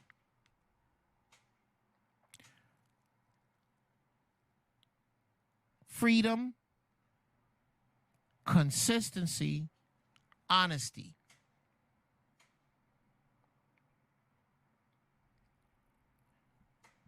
Those are the stars that will guide you to where you want to be with your music. Don't put out a track that cannot stand to those 4 words. Go through your music and be honest with yourself about those 4 words. Got you. Be honest with how much better you could be with regard to your music with those 4 words. Meditate on those 4 words. Yeah. Before you write a lyric, how honest is it? Is this my flow? Do I need to change it for this? Yeah. All that. That's real shit. That's real shit. That's what I need to buy the board and them fucking Post-it notes for. Yes, sir. Take my high ass and motherfucking Yes. Yes. Oh no, the board and the Post-it notes. No, that's for writing. That's for a writing project. That's that over on the Save the Cat side of the game. That's another thing I want to talk to you about. Though is the writing side of the game. Sure. I need to talk to you about that. We can't skip past that. We talked about a lot of shit, but we can't skip past the writing aspect of everything. Mm-hmm. So you have been a writer for a very long time, and you have been very experienced in the writing game. A bit, yeah. What got you started in writing, and what made you want to be a writer? First, shout out to Mr. Duffy, Hey. my junior high school English teacher. Yep. He was the first person to read one of my papers and go, "You got something here. You can do this. You should really write more." Yeah. And as I wrote my comedy, shout out to Rick Farrah, the first dude to put money in my pocket to actually tell jokes. He was booking headliners when I started way out in the middle of fucking nowhere, and nobody wanted to come way out there. Yeah. To make $15 just to MC. That's how I got started. He broke it down to me, and I bastardized a formula to write like this. When you write a joke, you go up on stage, and writing a joke without a recorder is like trying to tame a lion without a cage. Yeah. You get it in the recorder. It doesn't matter how fucked up it comes out. Every every repeated word. You take that back and write that all down. Everything like a fucking court stenographer. You write it all down. Erase the repeated words. Or put a line through the repeated words. Yeah.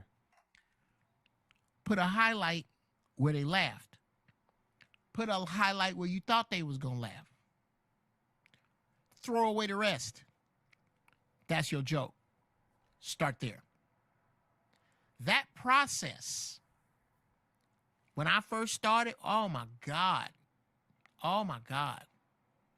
I want you to look at everything you have heard from people, not the people that go, and you can't find it now. These motherfuckers took it down, my Jamie Foxx Laugh-A-Palooza, and they cut it up into jokes and made audio out of it. Motherfuckers, I hate that you had the right to do that. Right. But when you go back and find my Comic View half-hour grandstand, or I think I'm on volume 3 of Def Jam, or you go back and find me on Vibe TV or on Arsenio Hall show, they'll go back and find that and have to change what they said. Yeah. But for the people who still go, Geoff ain't that funny, Geoff ain't that, bruh, understand that black audiences, when I first started up, were made mostly of those people. Mm-hmm. The people who don't think I'm funny today, there was the same people. And these motherfuckers was handing me my head. Yeah. When I would go do black rooms. White rooms, Mexican rooms, mixed rooms had more patience. Yeah. I did not abandon that theory. Right. And I kept at it and kept at it. And the more I did it, it started to work. It worked. And then pretty soon, I was getting work and bread in one-nighters and clubs that the niggas that love the other comics, them comics couldn't work where I could work. And then comics started to notice it because they started to see me on every stand-up show. There used to be, back in the 90s, a bunch of stand-up shows. Yeah. Comic Strip Live, Comedy on the Road, Evening at the Improv. One of the last ones was Byron Allen's Comics Unleashed. Look up Geoff Brown, Comics Unleashed. Okay. I've done, I don't even count those. Louis Anderson stand-up special. HBO, Best of the Fest at Aspen. I don't count all that shit that I did, that I was on all of those. Yeah. Last Comic Standing. The first two seasons. No, the first and the third season I was on. I was on the first season of Last Comic Standing, and then on the third season where it was the best of each season. I was on that season. Mm-hmm. Those things started to happen for me. Yeah.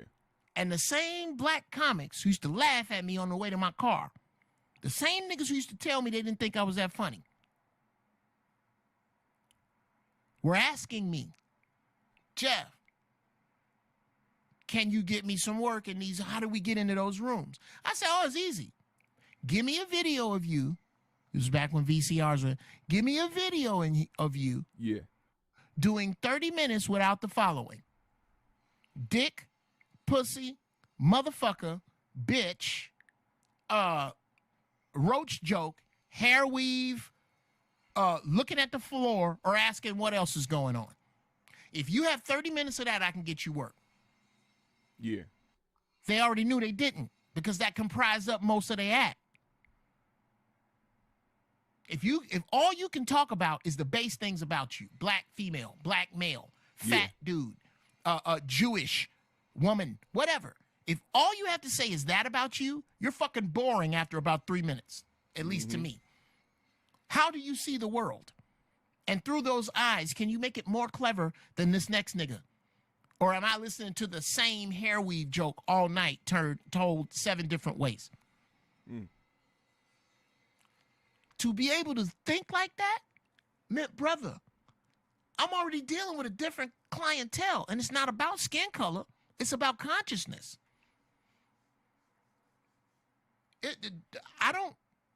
Nigga, Great Poupon mustard is not for everybody. Some people love French's. Yeah. Yeah, that French's then, pimp. But you're not going to make me feel bad because I don't make French's. I don't make that. That's a fact. I don't serve hot dogs, bruh. Yeah. You gonna make me feel upset because you like hot dogs and my place has a wine list and you have to wear a jacket.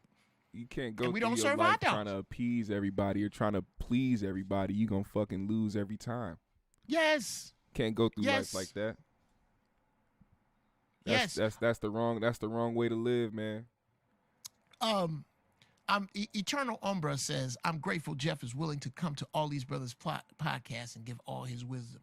Thank you, Eternal Umbra, but I'm going to have to tell you that where some of this comes from.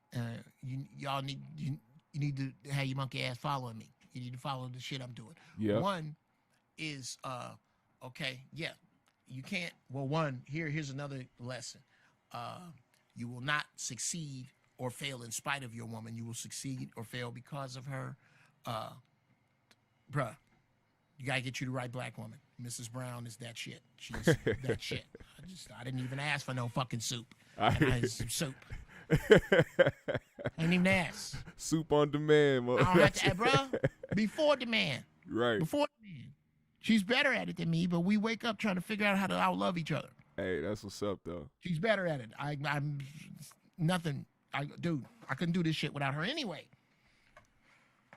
God, my wife is fine. Okay, what the fuck? What were we just talking about? Goddamn. We were talking about the motherfucking. Hold up. Oh, yes. About lower consciousness. About how don't ever sacrifice the integrity of what you do. Okay. Yep. For some other motherfuckers, or let them shake you from it. Yeah. Okay. What the people? Yes. This current group of naysayers is what brought me. Yes.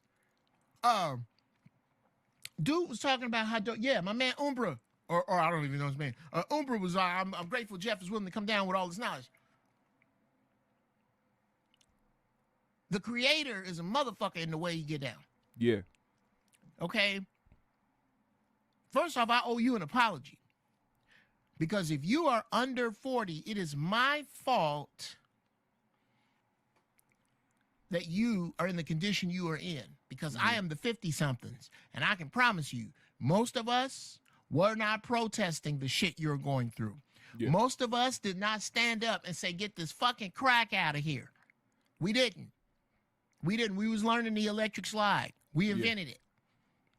We was partying our fucking ass off. There was a party that started in the 70s and went 20 years too long. And we were part of that. I owe you this. Yeah. I owe you this. So I start from there. I start with an apology first because my people are in fucking crisis. Respect. And this shit is real. Oh, yeah. Thank you, baby. Just check it. Oh, okay. I know you. Jesus Christ. All right. Yeah. My people are in crisis. And I don't have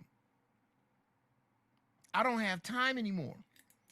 I mean, sure, I want to get back to stand up if the shit opens up. Yeah, yeah. Because I got some points to prove. Now, if stand up opens back up, I'm gonna get back in it. And whoops, did I just fuck my camera up? I might have just fucked up my shot.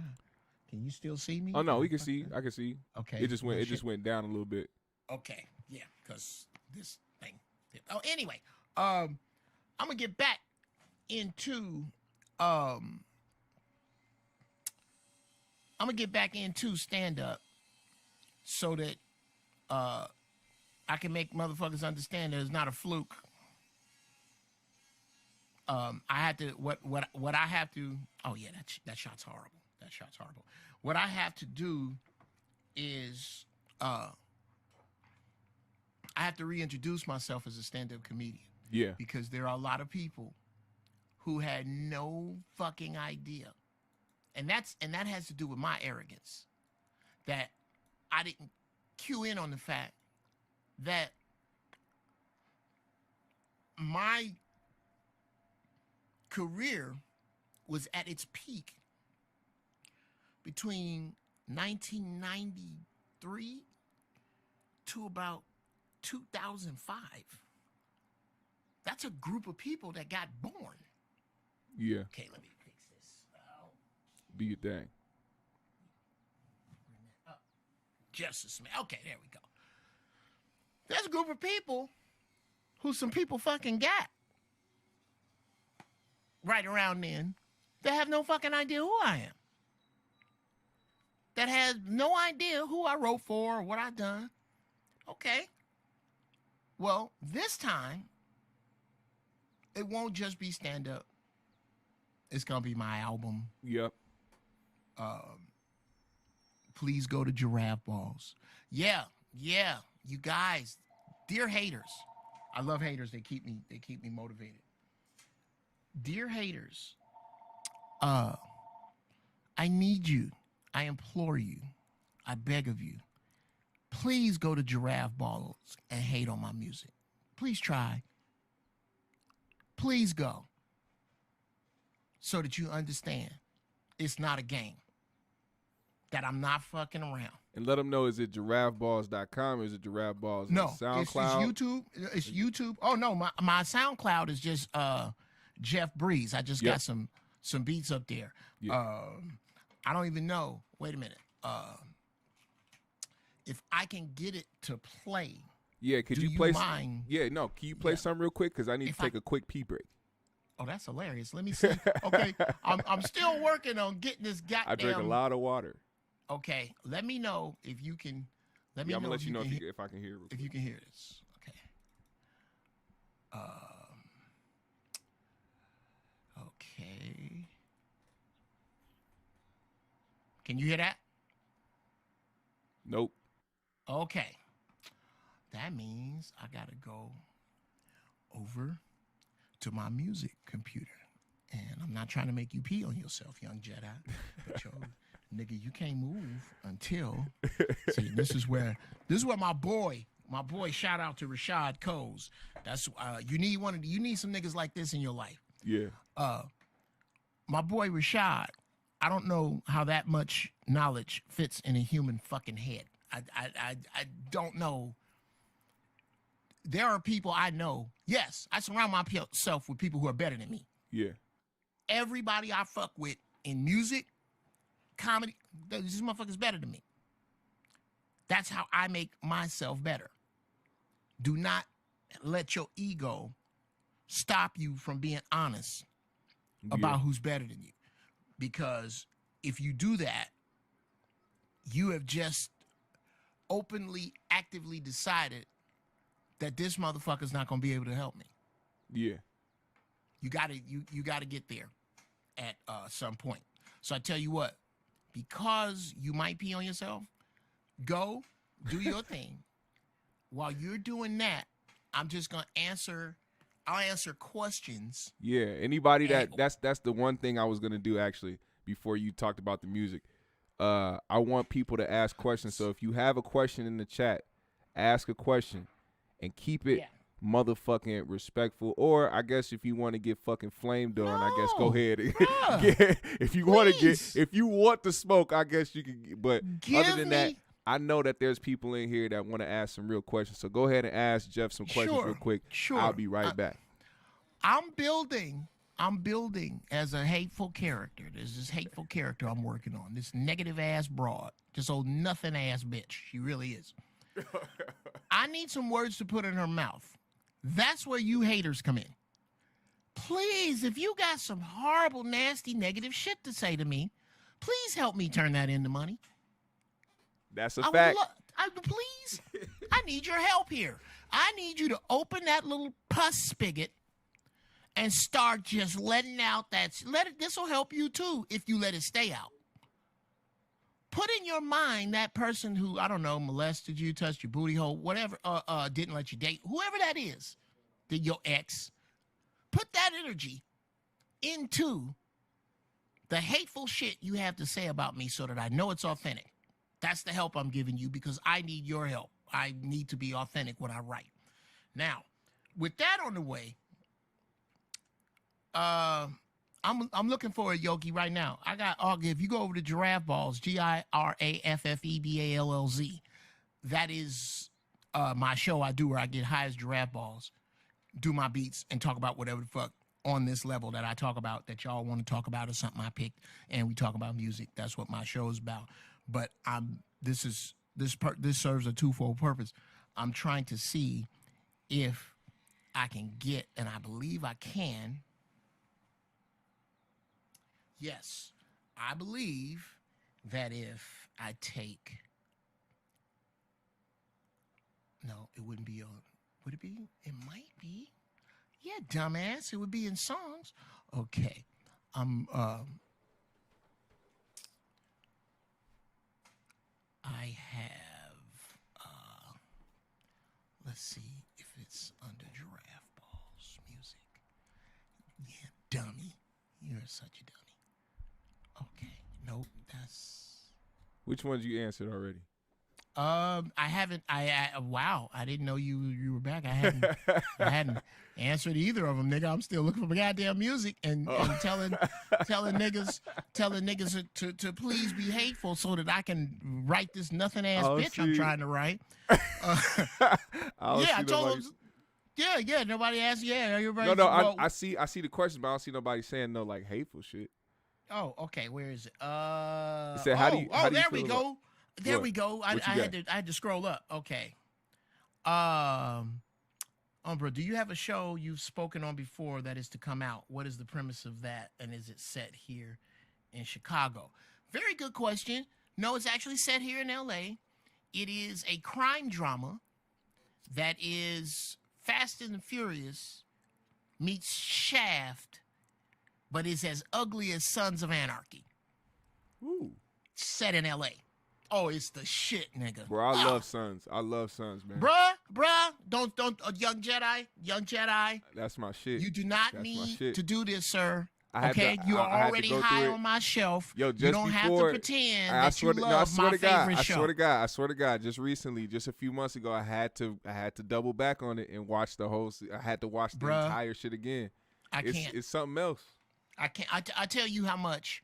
I tell you how much I love Sons. I love it so much that I have seen every episode of every show 5 times, with the exception of season number 7, because I just couldn't watch it a 5th time. Yeah. I just could not watch Jax go through that again. Man, It was killing me. I was starting to feel. Yo, Woo! the more you went down the rabbit hole of shit that was happening with the family and with the motherfucking mom, nigga. the motherfucking nigga that wasn't even the nigga's dad. Like, it was all types of shit. Nigga, please understand. I want you to think about how Geoff Brown thinks. Yeah. I am writing a black television show that has them kind of funky twists in it. When it's funny, it's fucking hilarious. When it's sexy, you need to get your kids out and get you a warm towel and some lotion. When it's violent, it's going to be hard to look at. Yeah. When it's sad, I want you to weep. That's the show I'm writing. Hey, I believe in it whole heart. Bruh, I believe in that shit. I'm telling you, I dropped back for whatever this is. I dropped back and threw as far as I could. And I'm telling you, I hit some motherfuckers in the head that I had no idea would be even looking. I have no reason to blow smoke up your ass. Hey, for real. Shit happens all the time. But once this gets to a place to where, yeah, just let me put it this way. If this is a piece of my fourth dimension puzzle, as I believe it is, and as I am working on it, and as the universe has brought people to me, Yep. then the only place to go forward is successful. Oh, yeah. So yes, that is to speak on that. Let me see. Dropping gems. Who are my how much does one of your beats cost? It depends upon who's buying it and for what. Or if you want to lease it. They said, why haven't you been on Zoe's show? He just talked about being on Zoe's show. On Zoe's show? Yeah. Are you serious? It's like I've been on Zoe's show for a fucking decade. Right. I'm Zoe's co-host, nigga. What are you talking about? It's always a fake beef. Everybody trying to create around some shit, or not What even a the fake beef. fuck? They just want to try to find a problem. So, why ain't you been on Zoe's show? What you been doing? What's wrong with you and Zoe? Is there Why a beef haven't now? I want you to look up the Zoe What Morning Show and find the 9 or 10 over 10 fucking years every week that I haven't been on because I had something to do on Monday. Now I know. What the? Okay. I know you answered this question already. Yeah. But of course, we gotta ask the question. We've been here for a few hours. We gotta ask this question and get it out the way. Okay.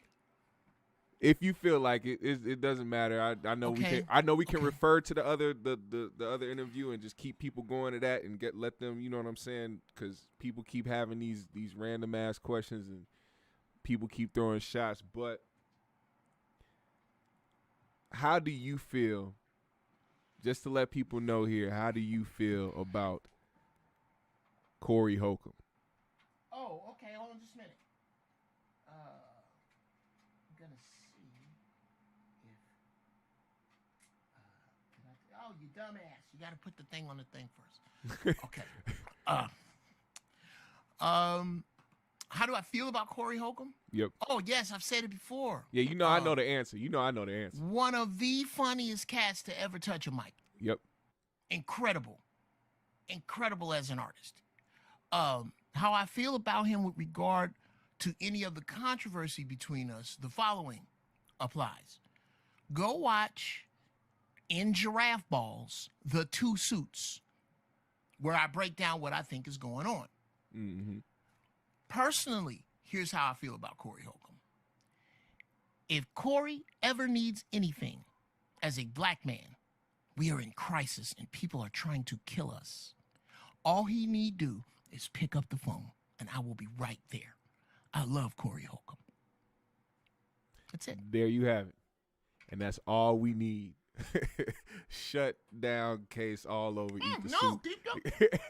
That's really all we need, you know? Young Jedi, about to teach you a big lesson. Let's go. Never underestimate the double down capacity of a hater. Mm-hmm. there will be someone who will comb that sentence for hate Yeah. and find it. Let's see what level the haters are on. Yep. This is how you determine the level, bruh. You cannot. There is no knowledge that is not power. You just have to learn how to turn it and bring it into you and make yourself a stronger Jedi. And here's how you do it. Nigga, haters are hating with their version of truth. Find the truth in their version and twist it. That's why I asked them, please spit out some venomous shit so I can use it on this nothing-ass bitch I'm writing.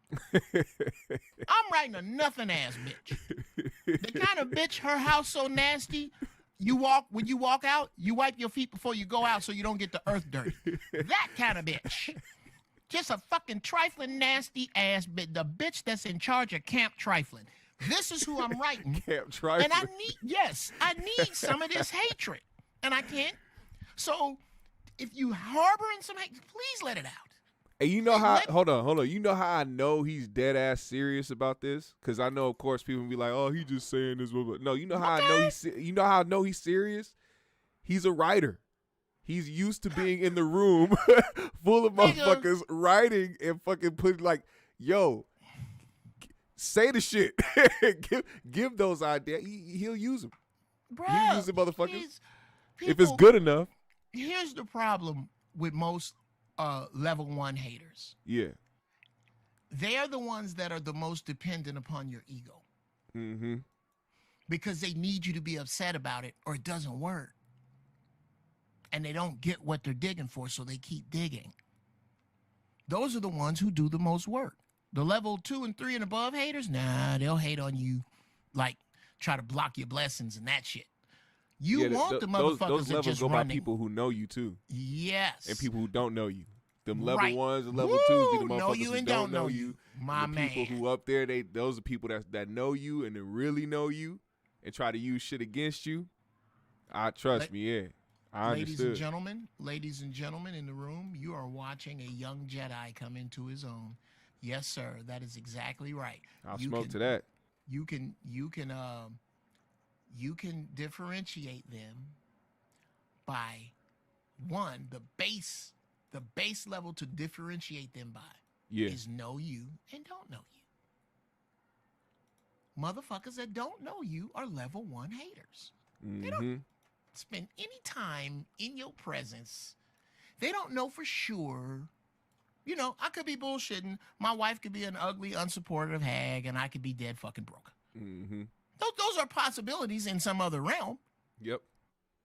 But they're not around me physically in this realm, so they have no point of reference. Yet they hate. You need those people. Yeah. Because they're going to spit out shit you can use. You can't even be mad at them. When you walk up on them, hug them. Hug them. They need a hug anyway. Hug them. They just helped you out. For real. Now, another level of their hate is this, though. I'm going to keep my hatred to myself now that I know it can help you. Hey. Which helps everybody. Keep that find somewhere else to spit that pus. Yeah. So you can't, when you look at haters like that, it's next to impossible to lose. You can't lose. You only lose when you buy into their shit and you start thinking about you that way. Yeah. That's a fact. Because what happens then is you allow the hater to go into the 4th dimension and start erasing your accomplishments to you, which erases your possibility of accomplishments forward. I mean, that's another thing that I want to, talk about because, certain people don't understand the level the level that they're at, so to speak. Mm-hmm. And, like I said, there's a realm of people who know and there's a realm of people who don't know. And for the people who don't know, they'll take the word of a motherfucker who's not you. And then they'll start having these preconceived notions of who you are, which is another reason why I said it was very important that we had this interview so people know, the people who don't know or the people who do know and need to be refreshed to who you are and the things that you have accomplished and the things you are still doing till this day. You know, it's not right in any way for me as a black man to have another black man who's accomplished a lot be viewed in a certain, and of course, you know, it doesn't, I mean, to a certain extent, it really doesn't matter, because it's really a small, you know, percentage of people who have some type of preconceived notion of who you are, what you've done, and the level of the things that you have done. But Right.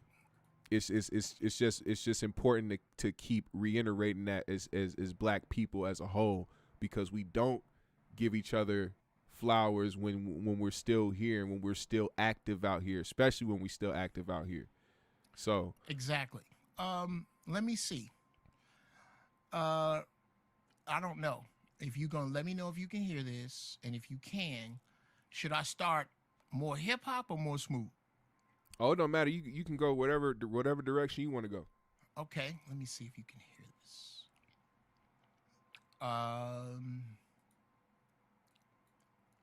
Yeah, let me know.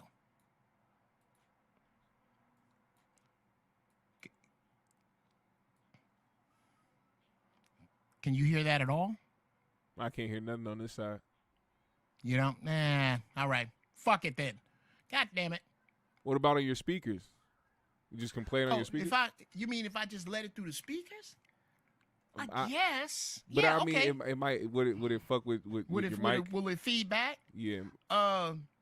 No, because this is a shotgun mic. Okay. So to a certain degree. I usually don't play it in the room because I like the way it sounds better, but I'll do that. I don't mind. Yeah, do that. Let me see. Okay. Bring that back. And then bring the speakers in right to where they start to feedback. Or I could just mute my fucking mic. No, I don't want to mute my mic. I'm not going to go that far. Okay. Yeah. Okay, that ain't my music. God damn it. What the hell? Oh, there you go. All right. Okay. My high ass started bobbing my head. I was like, yeah. Now, is that? See, I mean, it sounds real good to me because it's coming straight through my headphones. Yeah. But I probably hate the mix in the room. Now, how does that sound? Does that See, on my end, I got my headphones on. I don't know how anybody else is hearing it, but I like what I'm hearing. And I'm not just saying it because this nigga's in front of me. I got a long list of you got to understand, my family comes from live instrumentation and shit that sounds live and shit like that, like drums, bass, all that shit. This is a beat that Currency could rap on. I shit you not. Now tell me I'm lying. This is a Currency type beat. Really? Now, Appreciate you gonna turn me on the Currency. I've never heard him. Bruh, I got it, man. This dude, when you talk about somebody who's consistent.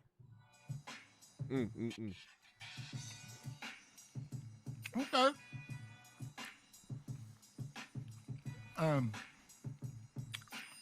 Well, now you said if you say you wanted to start out hip hop or smooth, you kind of had the mix on that one. Oh, no. This is a loop that I play under me during my show. Yeah. So,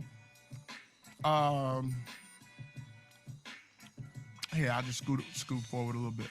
Oh, no, it's about to go off. And then it goes into another smoother track. It's just this is closer to hip hop than like these loops are what I send out. I used to send out to companies to get these tracks placed. Mm-hmm. They were placed for years, and I just got them back. See, and it's funny you say that shit because I have been trying to figure out. Look at this high ass nigga eating this fucking soup. Yeah, I've been trying.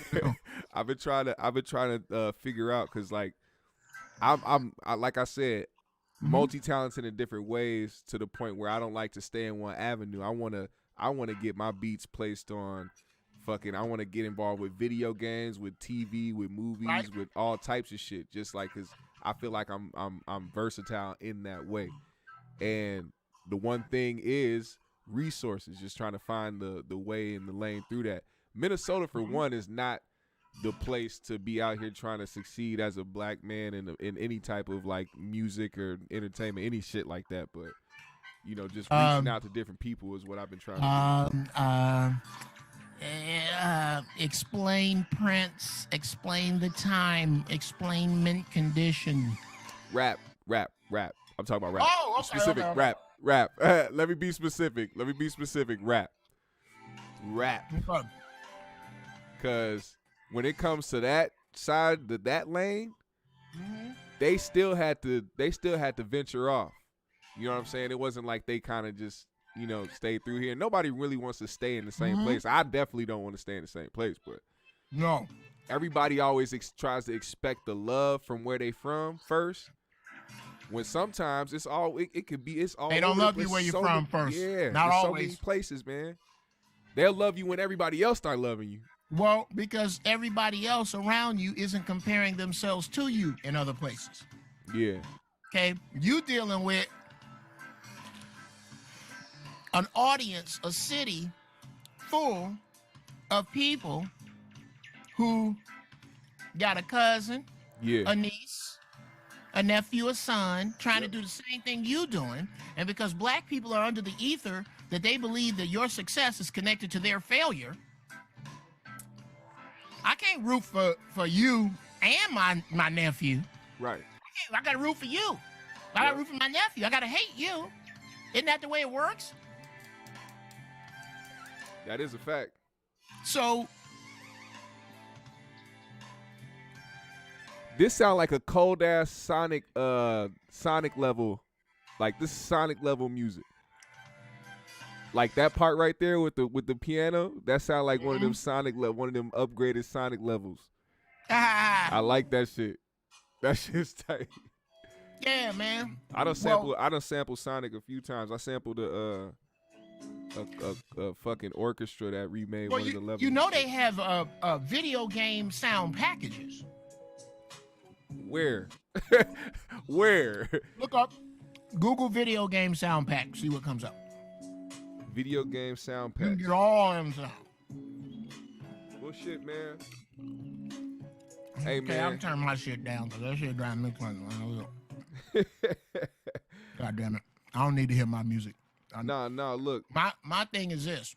Go to and I'll tell, now that's where it's not a game.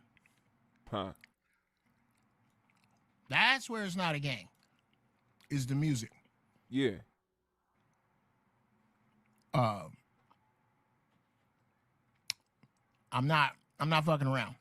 I really and this is what I wanted to tell you there, young Jedi. You must, whatever woman gets involved with you, has to understand that you are in love with a beautiful, shapely, timeless, age-old hoe named music. And the only way to get this hoe to love you is if you give her everything. To get any love back from her, you're going to have to spend money, time. You got to get to know her. And then you got to spend time making love to her. Because if you don't, she's not going to have no babies for you. And if she do, she'll leave you broke with them. And it's not just when you want it, it's when she want it all the time, too. Fall in love with music and explain that to any woman you get involved with. Any woman you find yourself involved with is going to have to understand. God damn, y'all can't hear that? I got to do something. Okay, I'm going to be fucking with this while I'm talking to you. Yeah, any woman that you are with is going to have to understand that this dude is not fucking around with this thing. Yeah. And that if I don't want to come second to this thing, then I'm going to have to get in here with him with it. That's the only way not to. Yeah. Other than that, I'm second. I'm second to this. If I can't deal with that, I'm going to have to get the fuck on. Somebody said read a book by Victor Wooten. And it called really Music is Lesson. that simple. Mm-hmm. It really is that simple. If you have some thought in your head that you are going to come between me and this thing, other than as I fuck my purpose, you become a threesome in it with me, then we can't do nothing. So anybody that enters your realm has to be about it. Going any further. They got to be about it too. But I love music first. And as long as she understands that and does not have some fucking shirt and tie idea in the back of her head, y'all will be all right. Hold on. Can you hear me? Can you hear me? Are you there, nigga? Can you hear me? I don't think you can hear me. Can you hear me? Hello? Hello, hello. Can you hear me? Hold on. Did I lose you? No, I don't think you lost me. I think you... Check. Hold Can you hear me? He over there fucking with the sound. Let me find this. I'm fucking with shit. This old nigga turned off the sound. For some reason. Now you can hear me. For some reason. Can you hear me? I cannot hear. He's fucking with the sound. There you go. That's why I can't. That's just what. No, I hear you now. My dumb ass turned down my headphones. See, I make mistakes like that when I'm this high. I'm this high, dude. I do some dumb shit. Okay. Hey, so we got before we go to before we wrap anything up. First and foremost, I gotta give a special thank you and appreciation to the guest, Geoff Brown, for actually doing this and actually pulling up and chopping it up with me as long as he did. And I knew this was going to be the type of conversation that we was going to have. And I let the people know, like, yo, you got to tune in because there's going to be some gems dropped. There's going to be some good conversation. And that's exactly what the fuck happened here. And I hope people understand that this was something that was important for not just myself, but for anybody else out there who, you know, had any other preconceived notions about who this man is. Man, you gotta put some respect on his name. He's achieved a lot. He's still out here achieving a lot, still doing shit, still active out here, actively active out here. You know what I'm saying? So don't thank you, brother. Count your blessings, don't count the pockets, man. Wow. Yeah. If you handle your blessings right, you don't have to worry about your pockets. Yes, sir. Okay? Your pockets are not only a report card of your previous decisions. That's all money is. It's a measure of intelligent decision in a straight line over a protracted period of time. Meaning, if you do something smart for long enough in one direction, you'll slip ass backwards over into money. Oh, yeah. So, yeah. So we appreciate you, man, and I appreciate the chat as well. Everybody that is all the wisdom for you today, young man. Yes, it is, man. Chat, man, y'all been on fire, man. Y'all motherfuckers really been out here and really showing y'all support. I really, really appreciate every single one of y'all for pulling up and engaging in the chat and sharing this shit, hitting the like button, hitting the share, hitting whatever, man. I really, really fucking appreciate you. If you haven't hit the subscribe, do that shit. If you haven't hit the bell, do that shit. If you haven't hit the like, do that shit. And also head over to Geoff Brown's page as well. Tell him your page to go and subscribe to his page right now. Isn't it Geoff Brown, JB Funny Style? Yes. Okay, let me put all my shit. Yeah. Do your shit. Let me see. Okay. At GB Funny Style is my Instagram and Twitter. If you are so inclined, $ GB Funny Style is my Cash App.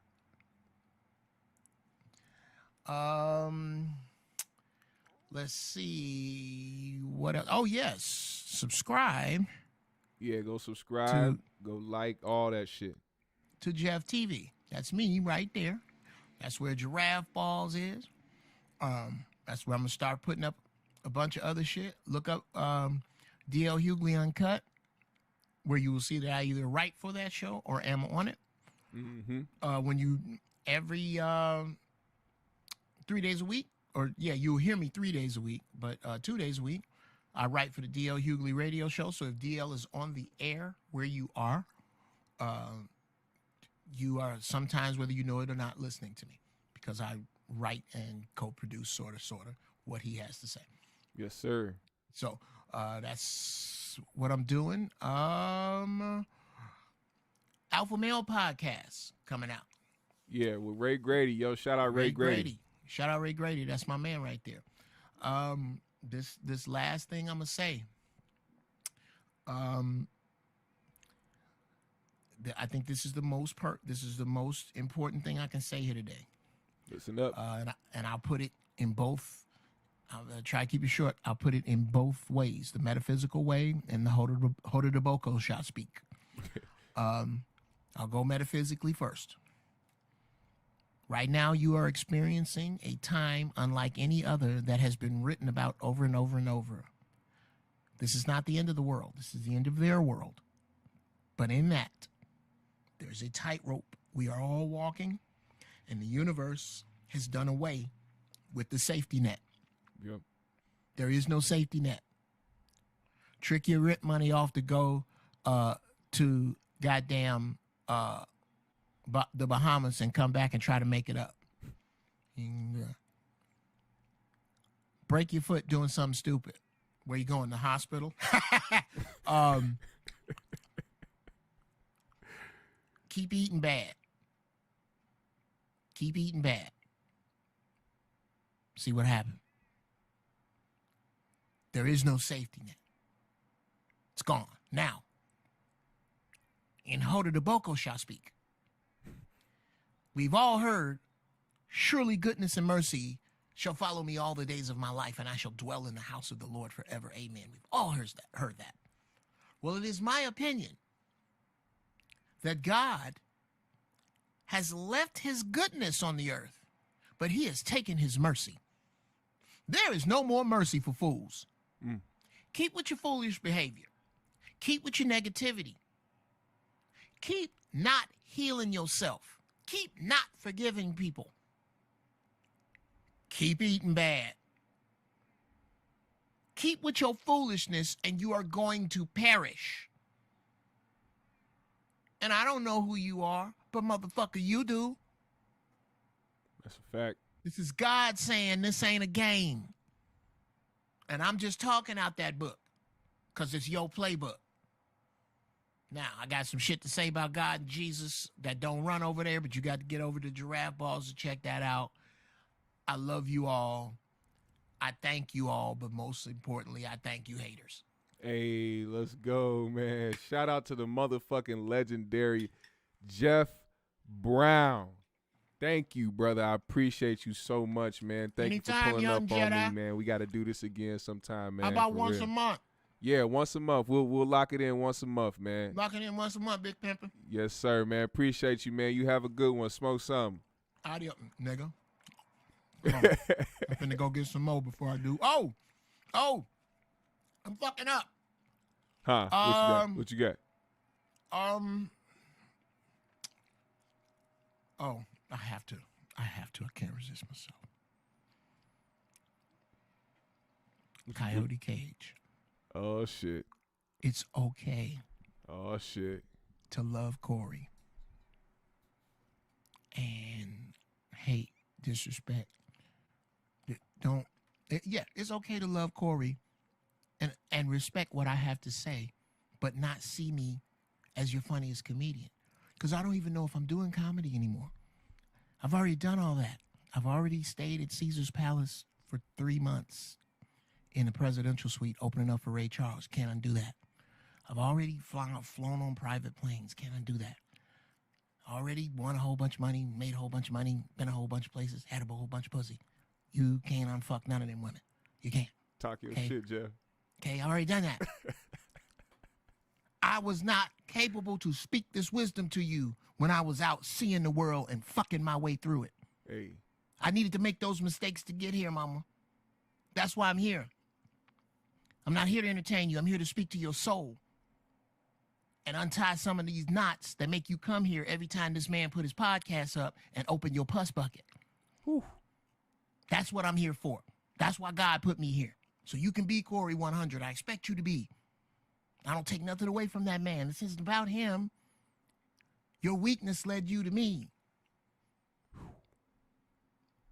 That hurt led you to me.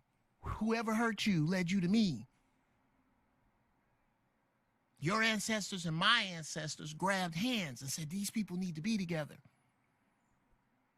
And we're going to let the modern technology help us to do this. They don't have to be in the same town, right where you at. Your ancestors want you to heal.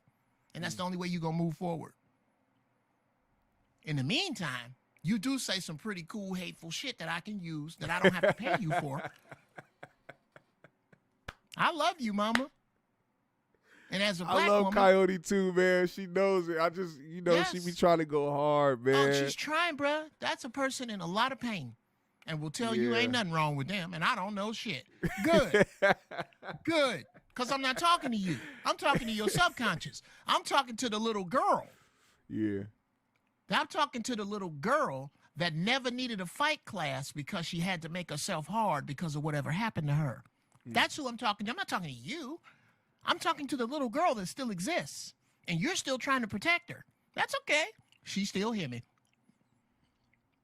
Okay, I'm done with that. Love you, mama.